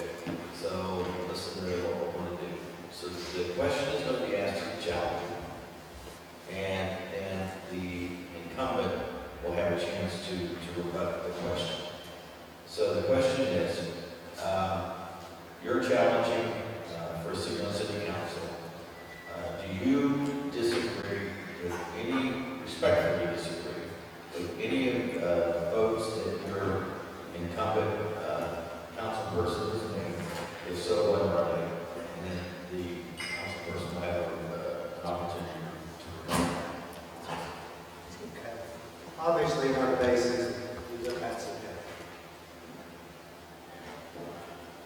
It's costing our city hundreds of thousands of dollars. It's going to cost us millions of dollars. $20,000 a month, plus utilities, liability, insurance, maintenance, into a trading center that's supposed to be a business. And this is the priority of our police chief and our city councilors. But it took 4 votes. My opponent was the 4th vote. He said that he would leave it up to them, the police, because they're the experts, okay? Well, here's what I'm going to tell you. When I'm on council, I will be the expert, because you're electing me to do the job of the city and of the citizens and the voters. So I will not be hands-off. I will never be hands-off. If you think defensive debt has gone away, it's not. It sits out there empty. It's a sad situation for the city. Very sad. Thank you.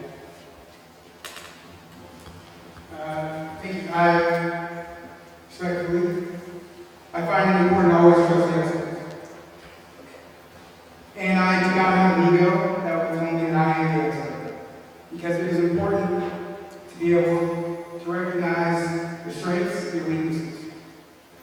So as leadership, I always see it important to make sure that we have the right people in place to do the job that we want them to do and trust them to do.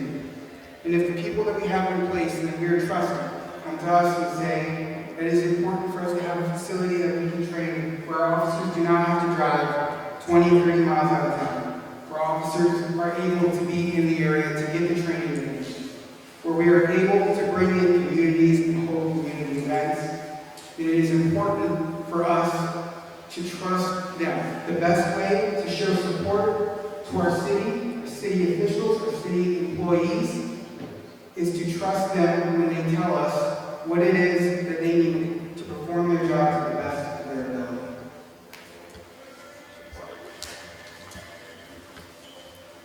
A city councilor is more than the sum of their votes.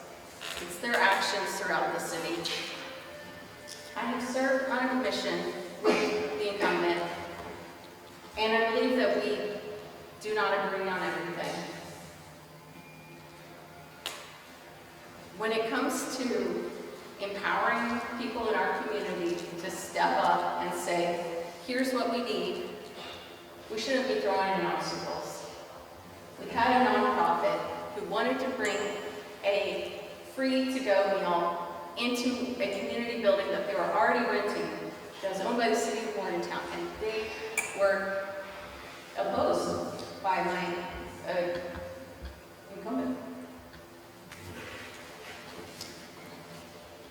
Happy to hear that there's not necessarily any votes that would be disagreed with, because I can confidently stand by every vote that I have made on council. I do my research, I talk to the citizens, and I ask the tough questions that most people are not willing to ask. As for that situation, we were looking at bringing 180 to 200 vehicles off of a one-lane street onto a one-way street multiple times a week. I listened to my neighbors in that ward who did not want that type of traffic traffic and that type of tie-up to happen on their residential streets.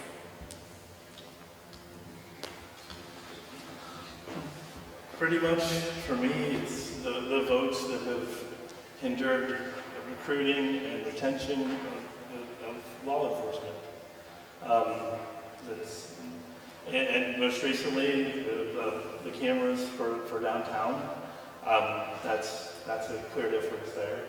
But there's generally basically the ones that I believe lower public safety in town with the police.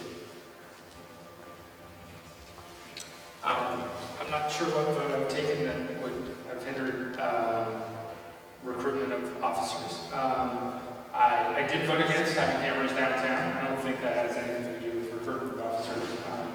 I voted against that because, it's not something that I think is necessary within our downtown. It doesn't prevent violent crime. It doesn't prevent any of the kind of issues that I constantly hear from business owners and people downtown. And I'm not on board with our citizenry being surveilled constantly. And, while I feel like we have a pretty good group in place here, that our city administration works in relatively the best interest of our community, that will not necessarily always be the case. So having a system like that in place, I'm not comfortable with it. But again, I'm not sure that has anything to do with recruiting police officers, and I've never taken a direct vote in that manner. So.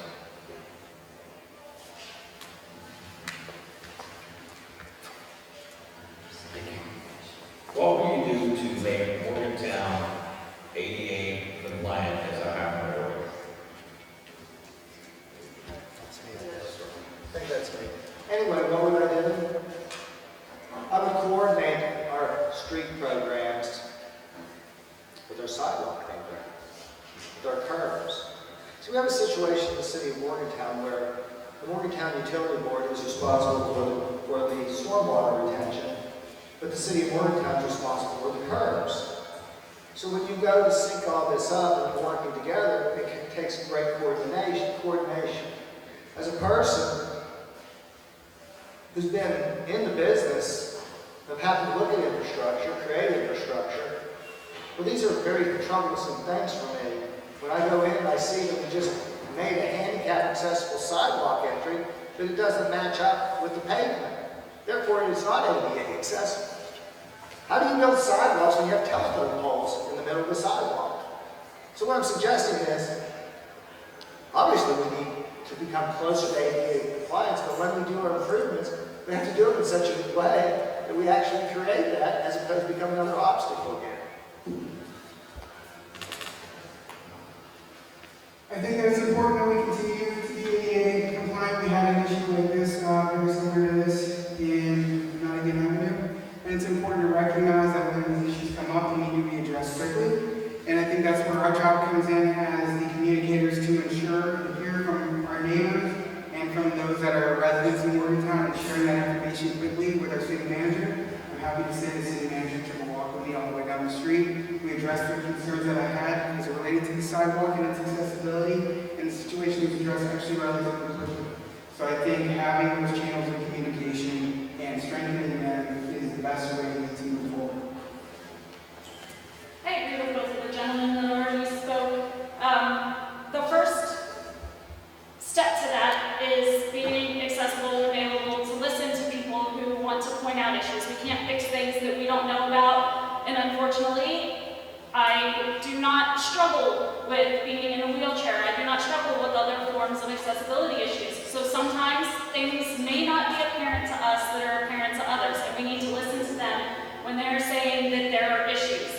I'm a big proponent of our Complete Streets project, where we are going around ahead of street paving and doing sidewalk repairs and ADA accessibility additions into our existing infrastructure that is already there, that we're working on, that's about to be redone. And I will say that I recently advocated and fought for months for funding for the elevator in our public library. It was broken continually, and the city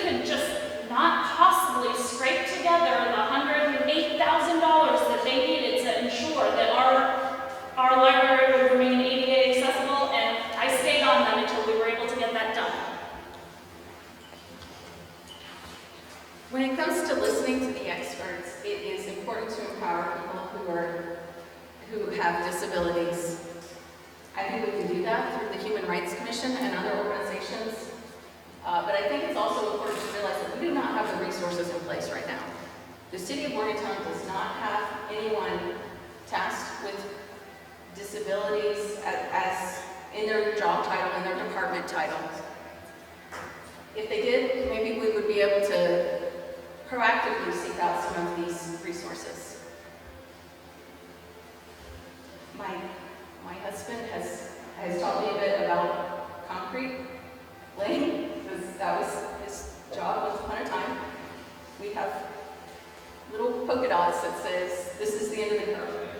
There are other ways to do it. You can have lines that say, this is the way. You can feel it with your walking stick and say, okay, I know I'm not going to walk into traffic. Not all other streets are squares, and we live in the mountains, so we need to think about that. We also need to realize this is not just physical infrastructure, this is digital infrastructure, and we need to make that more accessible, as well as making it more accessible for voting.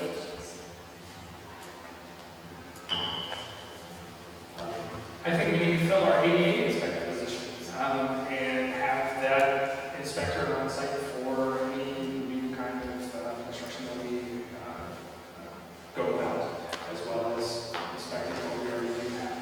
I think we do have a problem with ADA accessibility within the city, and I think that there's not always a focus or an eye on some of those issues, and that also has to do with the age of our city, but it's also we have lacked some of the representation that we needed with those voices that are experiencing those kind of issues every day.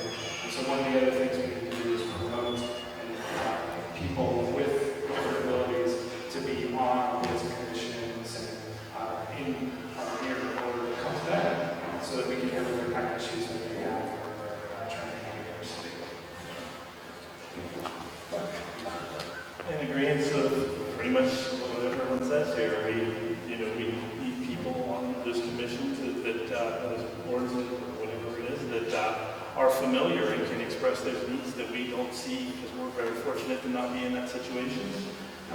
Good neighbors, if you see something in your neighborhood that needs addressed, communicate that to the counselor, get it working. Everything I talked about is communication. It's what we all come back to. And it's all of us have to step up to make sure that's done in the right way.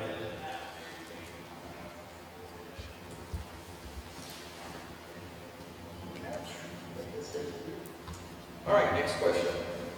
Do you think socialism or communism are valid systems to government? If so, what aspects of these systems would you incorporate into your role as a city council member? The standard no or yes kid. I think it's important that we have Medicare for everybody. I think it's important we provide education for everyone. I think it is important that we take care of our youth, our elderly, and our working. Those to me are individual rights.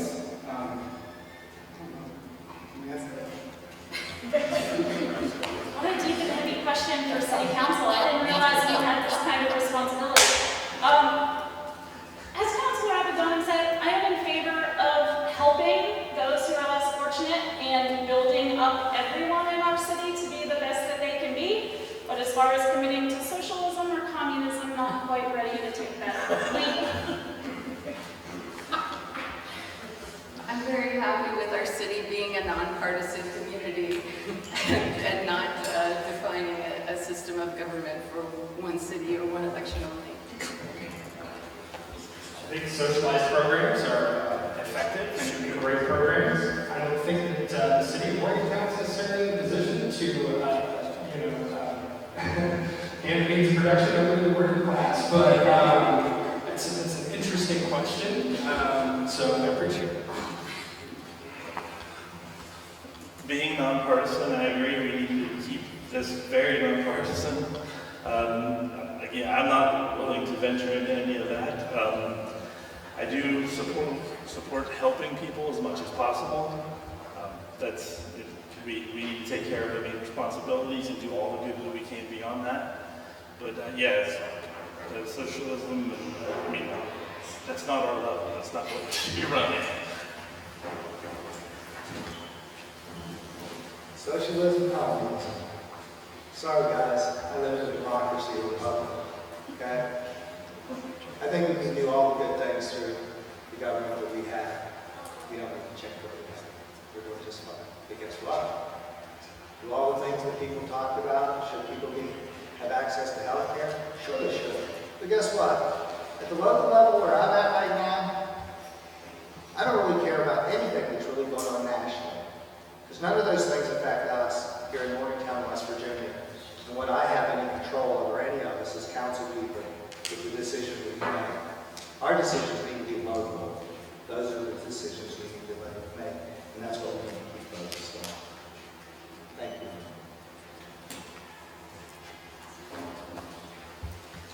All right, next question. The statement. City of Morgantown completed a classification and compensation study in May of 2020. The study was used exclusively to shape the city personnel roles. The study looked over 17 different cities and then formed what is now the current city personnel roles. The only problem is not one of the 17 cities looked at as an assistant city manager on payroll. Right now, the assistant city manager salary is $108,659. Do you feel it is appropriate to use city funds to have two different managers, both of them making over $100,000 a year? That would be yes or no.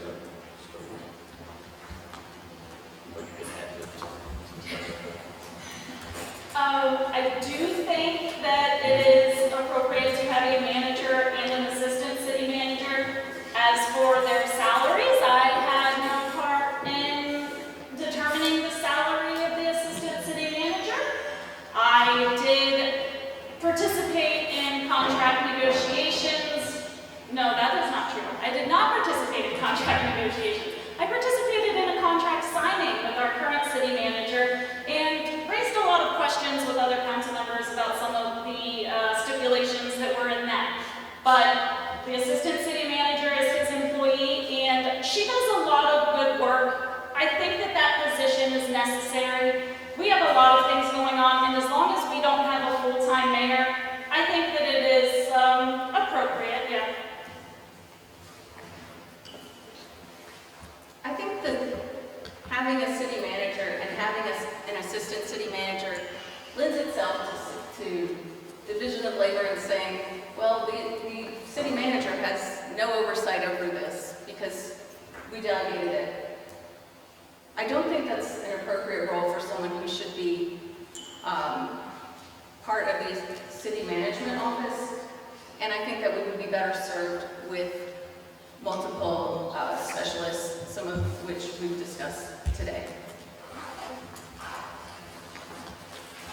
I think it's important to understand the way that any workplace functions and that different workplaces have different needs for how they should function. Some need to be more hands-on, some more hands-off, and that is mostly down to your employees.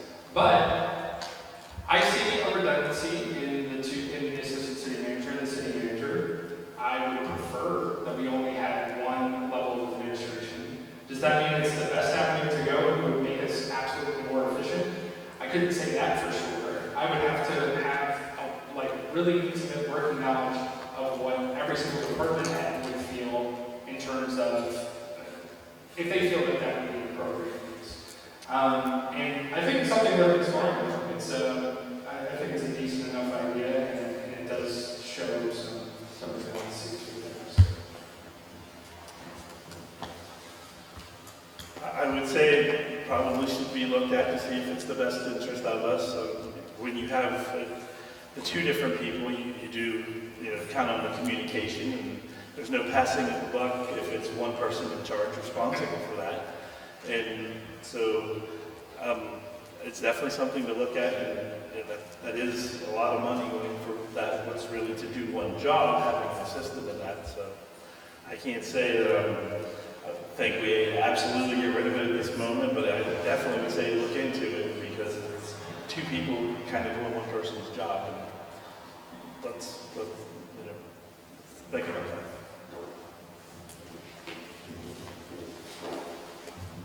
Okay. With this this question was asked, I want to think of it a little bit different, okay?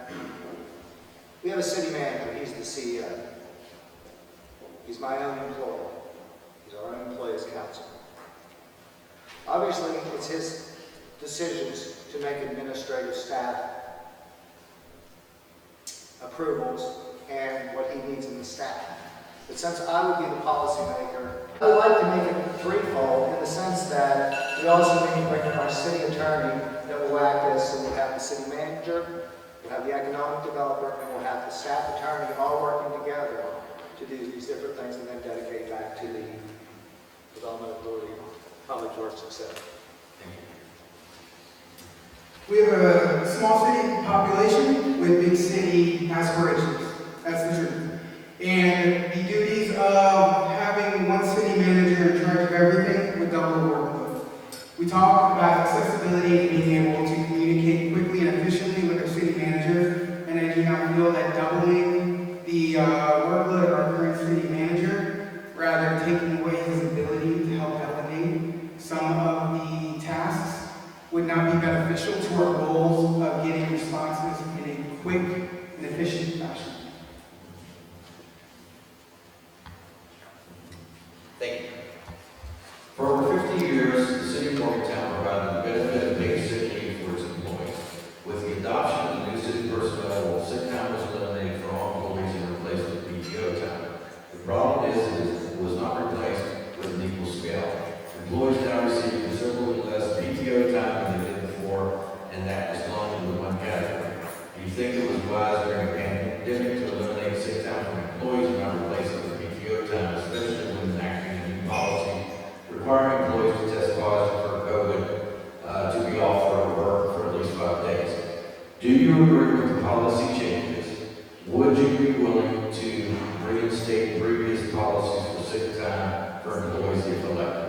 So the question is, do you agree with the policy changes, and would you be willing to reinstate previous policies for sick time for employees?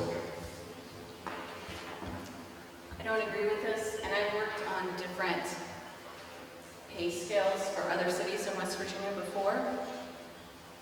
We started from scratch when I was a city councilor in Elkins, and we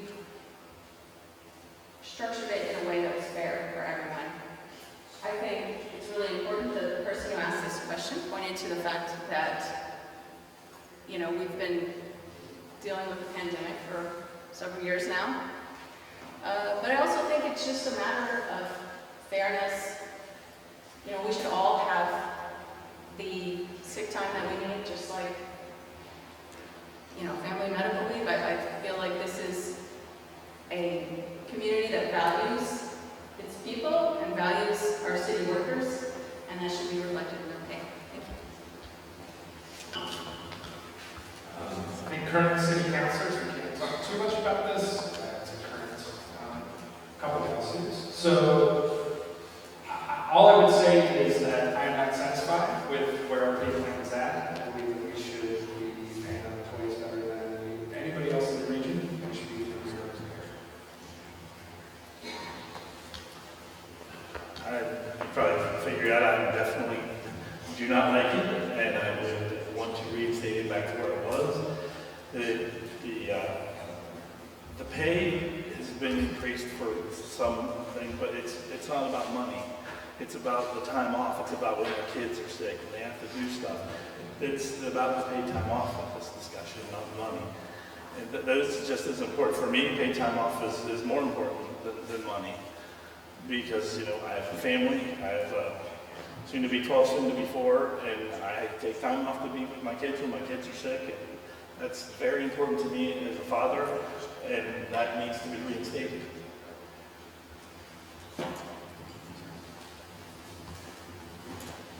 You know, this is a citywide thing, but really where this becomes a very specific thing is our situation with our first responders, our fire, our police. What they have told me, and we were able to negotiate the city manager's contract within 3 weeks from where it was to get him more paid time off and a higher salary. But somehow we cannot get this figured out, how to get this paid time off, how to get these salary structures into a way that is satisfactory to both the city and to our employees. And what the police and fire have told me is this, if I listen correctly and understand, is that it looks like that we took a round wheel, we made it into a triangle or some such. But what we're meaning here is that we had policies that actually worked, that the employees actually liked. Maybe, of course, pay scales and things. But we took things that were working, and now we've created something that are so complex that nobody can figure it out. Not attorneys, not judges. So here we sit in a situation, to me, if people will sit down together at the table, and we communicate that we can do these things. Thank you so much. As Councilor Butcher said, I can't speak too much on this. I'll borrow a line from a friend of mine who says that we need to strive to be the employer of choice. I'm probably the council person who has spoken out the most about this, so I'm not afraid, I'll say it. I have not been pleased with the changes to our pay structure and our personnel policies, and I advocated against many of those before they were implemented, and I have continued to advocate against those since they've been implemented. That has resulted in a few changes when it comes to time off, or sorry, not time off, overtime, or some employees' pay, but there is so much more to do. We want to be a place that people want to work. We want to show our employees that they are valued, and they are not feeling valued when they don't have time to take off for a sick child, or their wife is giving birth, or they're sick themselves. They don't have time to do both that and take their family vacation in the summer. And it was not popular with council when I said it several months ago. It was certainly not popular with administration, but I'm about to say it again. Taking away our employees' time off or cutting it back while also negotiating to give the city manager more time off is a slap in the face.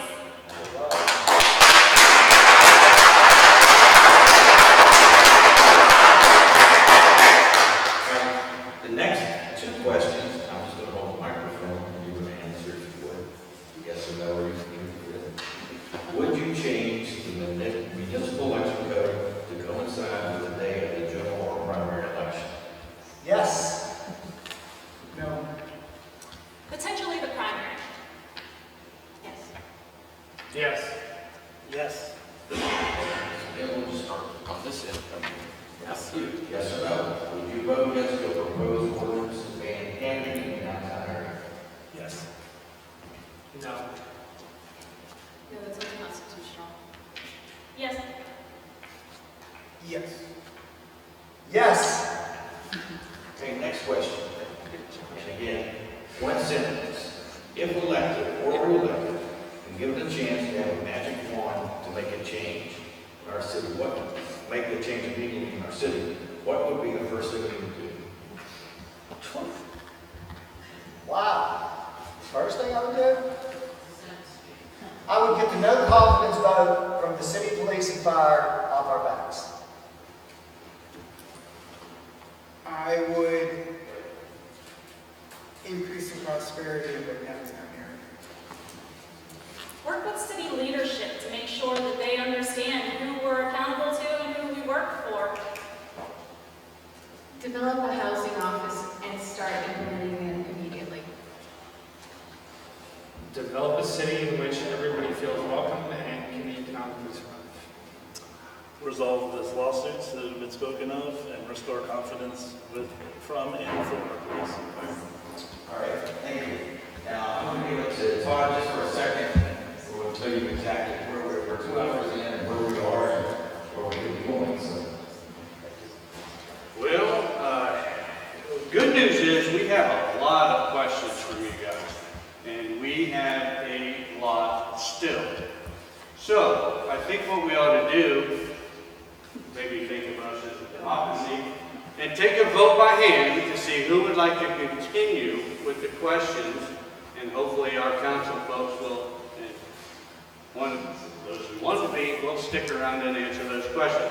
So I'm going to take, everybody raise your hand who would like to continue this and fulfill with the questioning that we have. What is the alternative? What's the alternative? Because I thought there's going to be sort of just conversation also. No, there will not, there's no back and forth as No, far no, as. I Yes, mean, having some tea and talking. absolutely. Everybody can stick around, yes. And the informal part is more than fine, but as far as the questions for the candidates, raise About 22. around 22. This tells us that this was needed. You know, I mean, we've held 2 of these prior to this. And it shows that you guys are engaged, and it's great. And we do not want to stop that engagement. So that's why I'm going to leave it up to you guys. If you want to continue, we will continue. I'm happy to answer all the questions. You don't. Which is good. But show of hands as to who would like the answers, still answered, that we have left. Okay. So We are not going to continue with the questioning because we only had 2 to say yes. So, but I am glad that, oh, 3, I'm sorry. I am glad that everybody came out. And these folks still have a closing statement that they would like to say. So let's do this real quick. We have, what we'll do is, we have 6 or 7 questions related, and I don't want to categorize the question, but that relate, the questions relate to the downtown, social services, folks that have needs, those sorts of questions. So instead of asking a question, I would want to go and ask a simple question to all the folks here. And let's do 3 minutes on this, up to 3 minutes if you will. What do you see? Obviously, the downtown is a priority for not only the city administration and the city council right now, but the general public here that asks the question. What would you do to make improvements in the downtown over the next 4 years? 3 minutes. Wow, it's a long time. Improvements in the downtown. Obviously, many of the things that we've already talked about in the sense that our safety issues. You know, we do have tremendous problems, and we have to admit that we do. But we also have to understand how we go about making solutions, okay? Many times people want to complain. Many times people will explain. But most times they won't come up with solutions, okay? So what I'd like to do is look at the downtown as we are now, where we just brought up panhandling. We talked about homelessness, we talked about panhandling. But if indeed we're going to have laws, there has to be enforcement. And the enforcement we have has to have teeth. So in the state of West Virginia, we have panhandling laws and laws on solicitation. But the fact of the matter is that you can only give a fine to somebody. Okay? So the police will tell you, you know, if we arrest them, there's nothing really much you can do. It's basically a citation. The prosecutors don't want to get involved because, you know, what they're doing, they're handing out a fine. The social services, etc., they have a hard job to do with what's going on down there, but how do you get to the people? Well, in Florida, they make it a lot more, they make it a lot better for the cities to be able to have enforcement, because guess what? Along with the fine, they have jail time, 2 months for each individual incident, or guess what you can do? You can get into the programs. Meaning you get help. You can get help. There's people there to help you. So that being said, that takes a lot of work and not just talk. See, it's easy to talk, but most people don't want to work, okay? I will work for you. That means that what we need to do is that we need to create legislation that will allow us to include jail time or be rehabilitation and get into the system to get yourself back, to improve yourself as an addict, etc., etc. So with that being said, that becomes a lot of work, meaning that the police then have to write a ticket. The prosecutors then have to prosecute, and then the social agencies then have to follow up to continue on. So that being said, in the downtown, that's the first thing, okay? The second thing is parking. You know, we're competing with malls, and there's no way to compete when you have free parking, and you can walk right up. So that's a tremendous issue. Within our downtown, we have a situation where we don't work with business owners. They're not our priority. So that being said, the downtown has to be an area that we look at as the most important area in our downtown because it will tie together all our neighborhoods and all the other things that we want to do. Thank you.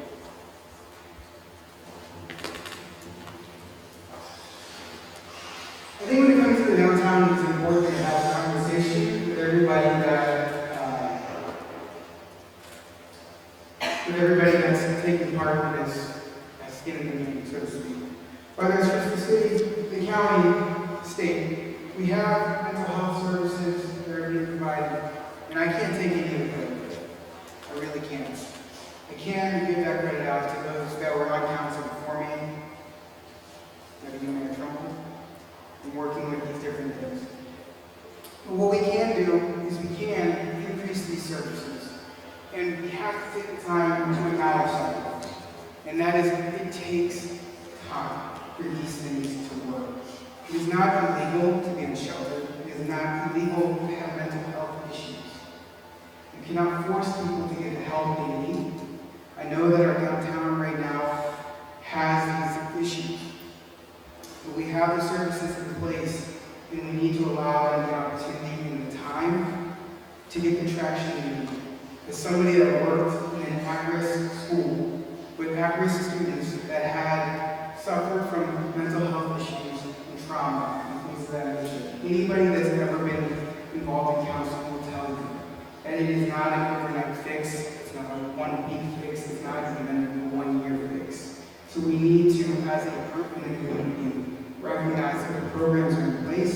We need to do our best to give them the resources they need to do better, and we need to be patient so that we can at least say that not only do we provide these resources, we did it in the most humanitarian way possible.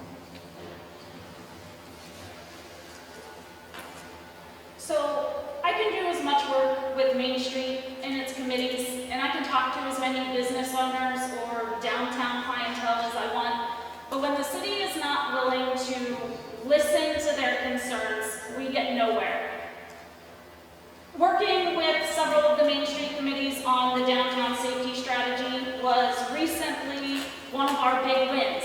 They set up meetings with the city. City administration collaborated and cooperated, and we have been able to implement that and start putting that into place now. It talks about not only public safety, but also sanitation and garbage and code enforcement and things like that.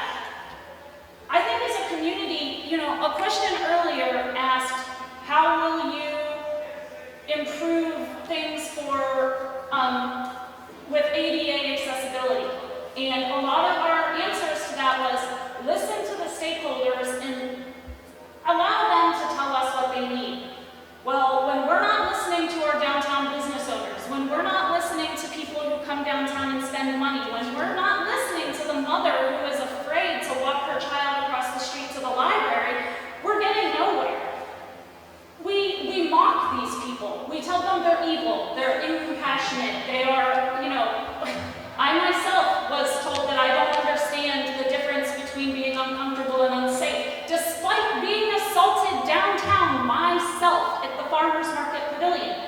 So, when it comes to improving our downtown, we need to listen to the people that are downtown. A lot of that does have to do with improving our social services. Since the day I was elected, and even before, I've been very active up at Hazel's House of Hope. We have a limited amount of space remaining up there. I'm really pushing for our group to look at our social service structure, see what's missing, and fill that space accordingly, because the solution to homelessness is housing, and the solution to addiction is rehabilitation, and we do not have enough of either of those things in our community right now. One of our fellow candidates mentioned that the solution to panhandling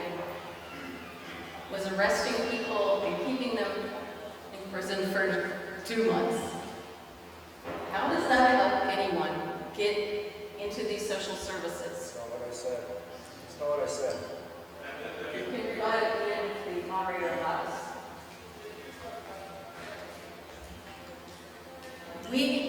We're talking about, okay, well, just send them to social services. These social services do not have the resources right now. We don't have enough people, we don't have enough funding, and we don't have the city buy-in. This is why we need a department of housing. It's not just affordable housing for folks who can purchase their own home. That's important too, but it's also looking at the long-term planning for resources, making sure we have that infrastructure there. So we're not in an emergency situation like we were this past winter, when I took someone to what was supposed to be a warming shelter, and I said, we don't have space, and we won't accept her, take her to the emergency room because there's no other place. That is not a good use of resources, it's not efficient, it doesn't make sense, and it's not compassionate. We can do better. So we talked about 2 solutions, I think it was all that was mentioned, both of which are unconstitutional. The one that you mentioned, James, and struck down in 2021 is unconstitutional in South Florida, violates people's First Please Amendment. stop. You don't know what you're talking about. No, I you can look at it. And the other one was stopping people from camping on the street. Again, unconstitutional, been ruled in circuit court and challenged many times.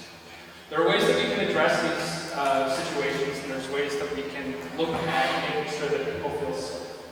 But we need to also understand that people have rights, not just the people who are walking through our downtown or who are business owners, but also the unsheltered people. I understand and I meet with our business owners on a frequent basis and talk to them about the issues that they're having and the things that they've identified. And a lot of times what they talk about to me is that when they report things, when they talk about things that might have happened, they're specifically criminal issues, not to deal with people just being generally unhappy, that they're not listened to, and that city council is often to blame for the fact that there's no enforcement, that we can't enforce on anybody because city council is some sensitive or some such. And that's what I've heard from multiple downtown partners. And we are not the reason that somebody creating or performing criminal activity is not enforced.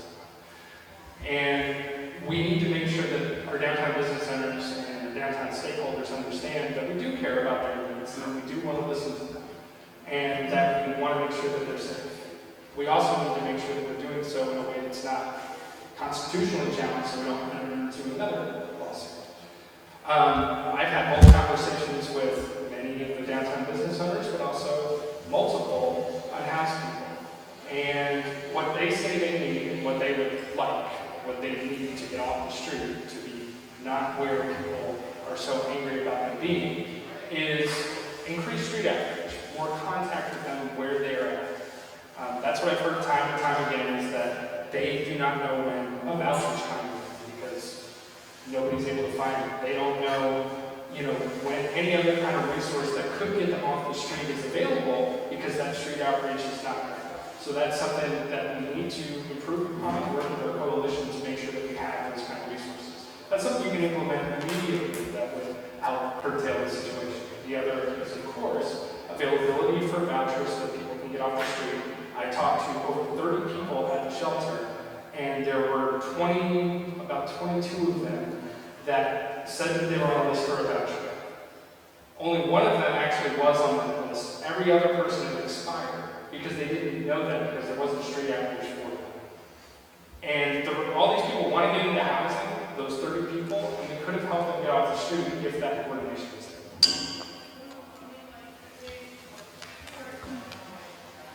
I believe it was what we're going to do for downtown, what we need to do. My platform is I firmly believe we need to enforce the laws that are in place. These people don't just want incentives. We need to talk to them. We need to talk to the business owners to see what they want and need. We need to get people to the services. We need to enforce the law. We need to get people out of their way. Yes, these people have rights, like we all have rights, but the business owners have rights too. How is someone else's rights better than their rights in these situations? Is what I don't understand, how someone's are better than the others, if you look at that both ways. But these people need help, and we're only going to be able to give them help when we know what they need by talking to them and working with them. And from my understanding, they don't feel that we're doing that. And the helping with the services, we do some services. We can definitely continue to grow that. There's always a way to get more help with that. I fully believe in helping these people. We got to help everybody though. We can't put somebody's rights ahead of the other because of various reasons. Business owners have rights as well. If they can't do business, how is that fair to them?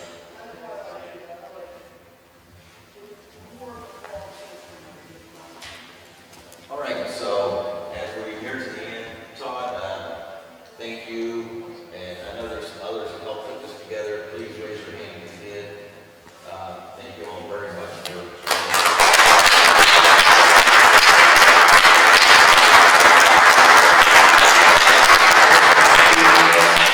City Council. Serving on City Council is really a labor of love. It really is. And it takes a lot of time, dedication, and it takes a lot of support from other people. And I know we have former mayor and council member Bill Kowicki here, current mayor Jimmy Saline, former mayor Marty Schamberger, we had Wes Nugent, and a guy that I served with, let me tell you, and I appreciate him so much because we probably agreed to disagree on more things while we were on council, but we always worked together, whether it was hearing and enjoying each other's time, whether it was taking your grandson fishing or sitting around the table with Dorsey's knob and talking about life experiences. So I was really happy to see Don Spencer come in at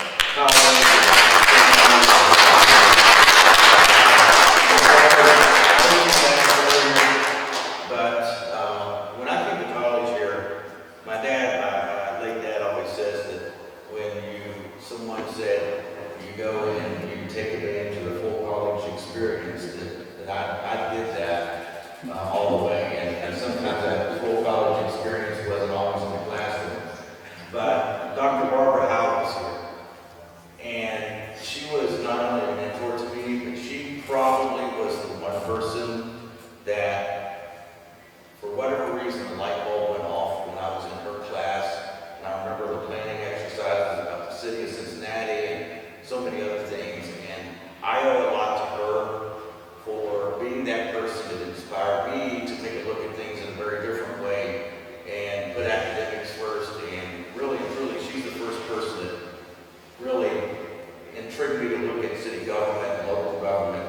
So I owe a lot to Dr. Howe, and she's been a long-time supporter of the city and a big advocate for the city of Morgantown. I want to thank her a whole lot personally. We've got 1 minute to close and tell us about we should vote for you or anything else that you want to tell us in that minute. So we're going to start with James and go right down the line. The reason you should vote for me is very simple. I can bring something to the table that nobody else can. I can bring economic development to the city of Morgantown. I can bring cooperation between West Virginia University and the town Ynigues. I can work with the county. I can work with the other metropolitan, with our other cities, West River, Star City, and Granville. Because that's what I do. I bring people together. How do you think that right development board that's coming together? West Virginia University is partnering with the city, the county, and our partnership map is bringing it all together. So what I'm saying is that I'm the person. If you want to pull this city and bring us forward, you need to vote for me. If you want the social services to take over Morgantown, because guess what? Everybody knows. Come to Morgantown. Guess what? I want to have a vital downtown. I want to bring everybody to the city. I want people to look at Morgantown, West Virginia, as the model for town-gown relationships. Thank you so much. I hope that I have earned your trust and vote for you today. Just know that I have no financial gain in this as an educator here in Morgantown. My income is based solely on taxpayer dollars. But what I do have is a shared experience and a family that lives here. Me, my wife, my child. And if you need me, I will be here 7 days a week, 365 days a year. Thank you. Thanks again to everyone for coming. Thanks to the ones who helped put it together. Thanks to the Hotel Morgan for hosting us. I appreciate the opportunity to answer questions, hear concerns, and share with you the work that I've been doing over the last 2 years and some of the progress that we've made while being able to highlight those who have worked with me in good faith to move the city forward. Over these last 2 years, I have put my heart and soul into this position, and I hope that my work can stand on its own to reflect that. I'm grateful to everyone who voted for me and put me into this office in 2021, and I will continue working for the city, for the betterment of everyone, collaboratively with all of our stakeholders. At the end of the day, I don't have any question as to who I work for or who I'm accountable to. I know that it's the voters, and I keep that in mind as I do my job every day. So please get out and vote. Your vote matters because local elections matter, and I hope you'll vote for me in the 5th Ward on April 25th. Thank you, and thank you for realizing that, coming out here tonight, civic engagement is so important, and you can vote for all 4 of our wards tonight. I hope you'll vote Marley for Morgantown, because I care about our community, and I just want to bring a sustainable plan for housing, roads, and human rights. Right now, a lot of these things are acting by reflex or just can down the road.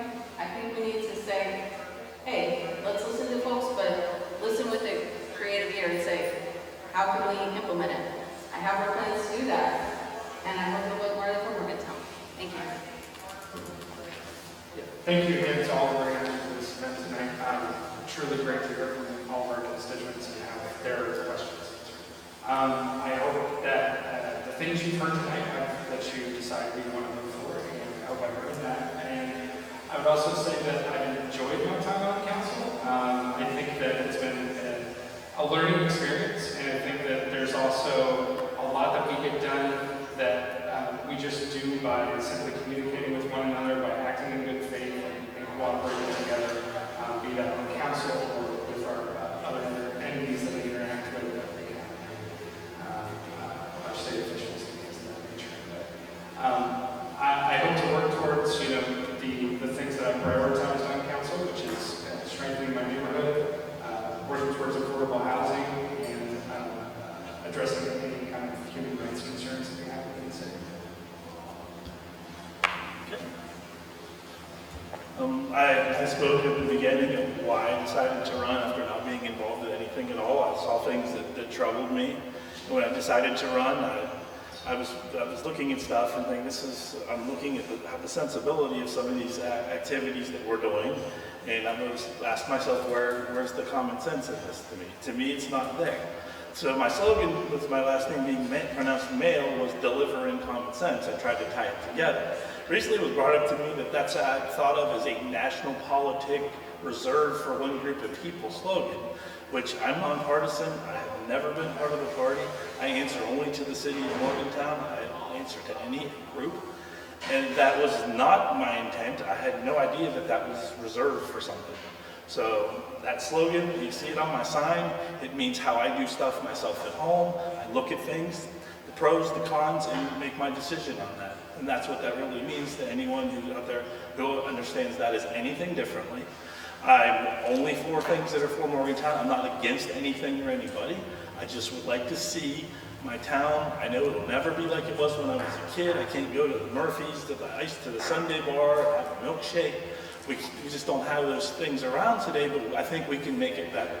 I would like to spend the next 4 years helping make that better. That's what I want to do. I hope Mount good for me. All right, so thanks to everyone. Thanks. Let's give them one big round of applause.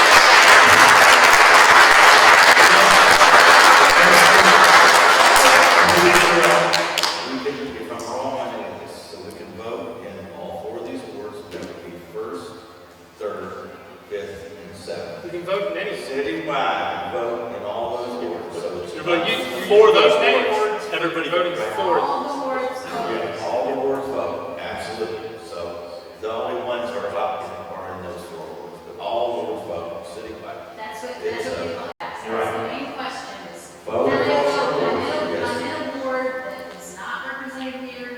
Vote. What do I do? Go vote. You vote. And you start voting on April 12th, is that correct? And that's at the depot in the riverfront park, and election day is on the 25th, right? So get your friends, get your neighbors, get your family, go vote. Thank you, and thank you, Todd. Again, I want to say thank you for everyone who came out, the candidates themselves. But I really want to thank Vicki Connors. You know, I am a Republican. Vicki is a Democrat. And her and I worked together to put this event on. Thank God she helped me because she was wonderful. But we've got to stop the political pull and actually start working together. And I don't want to get a whole speech going, but we need to do what is best for the city of Morgantown under all circumstances, all the time. And hopefully, whoever gets elected up here will do that. That's all that we ask. Whether you're a Democrat, Republican, Independent, makes no difference. Do what's best for our city, because we are all, and this is the good thing about seeing all of you folks, is that I think that all of us will hold you accountable. Do what's right. That's all we ask. But again, thank you everybody. Have a good night. Please call. Do what needs to be done. Get out and vote.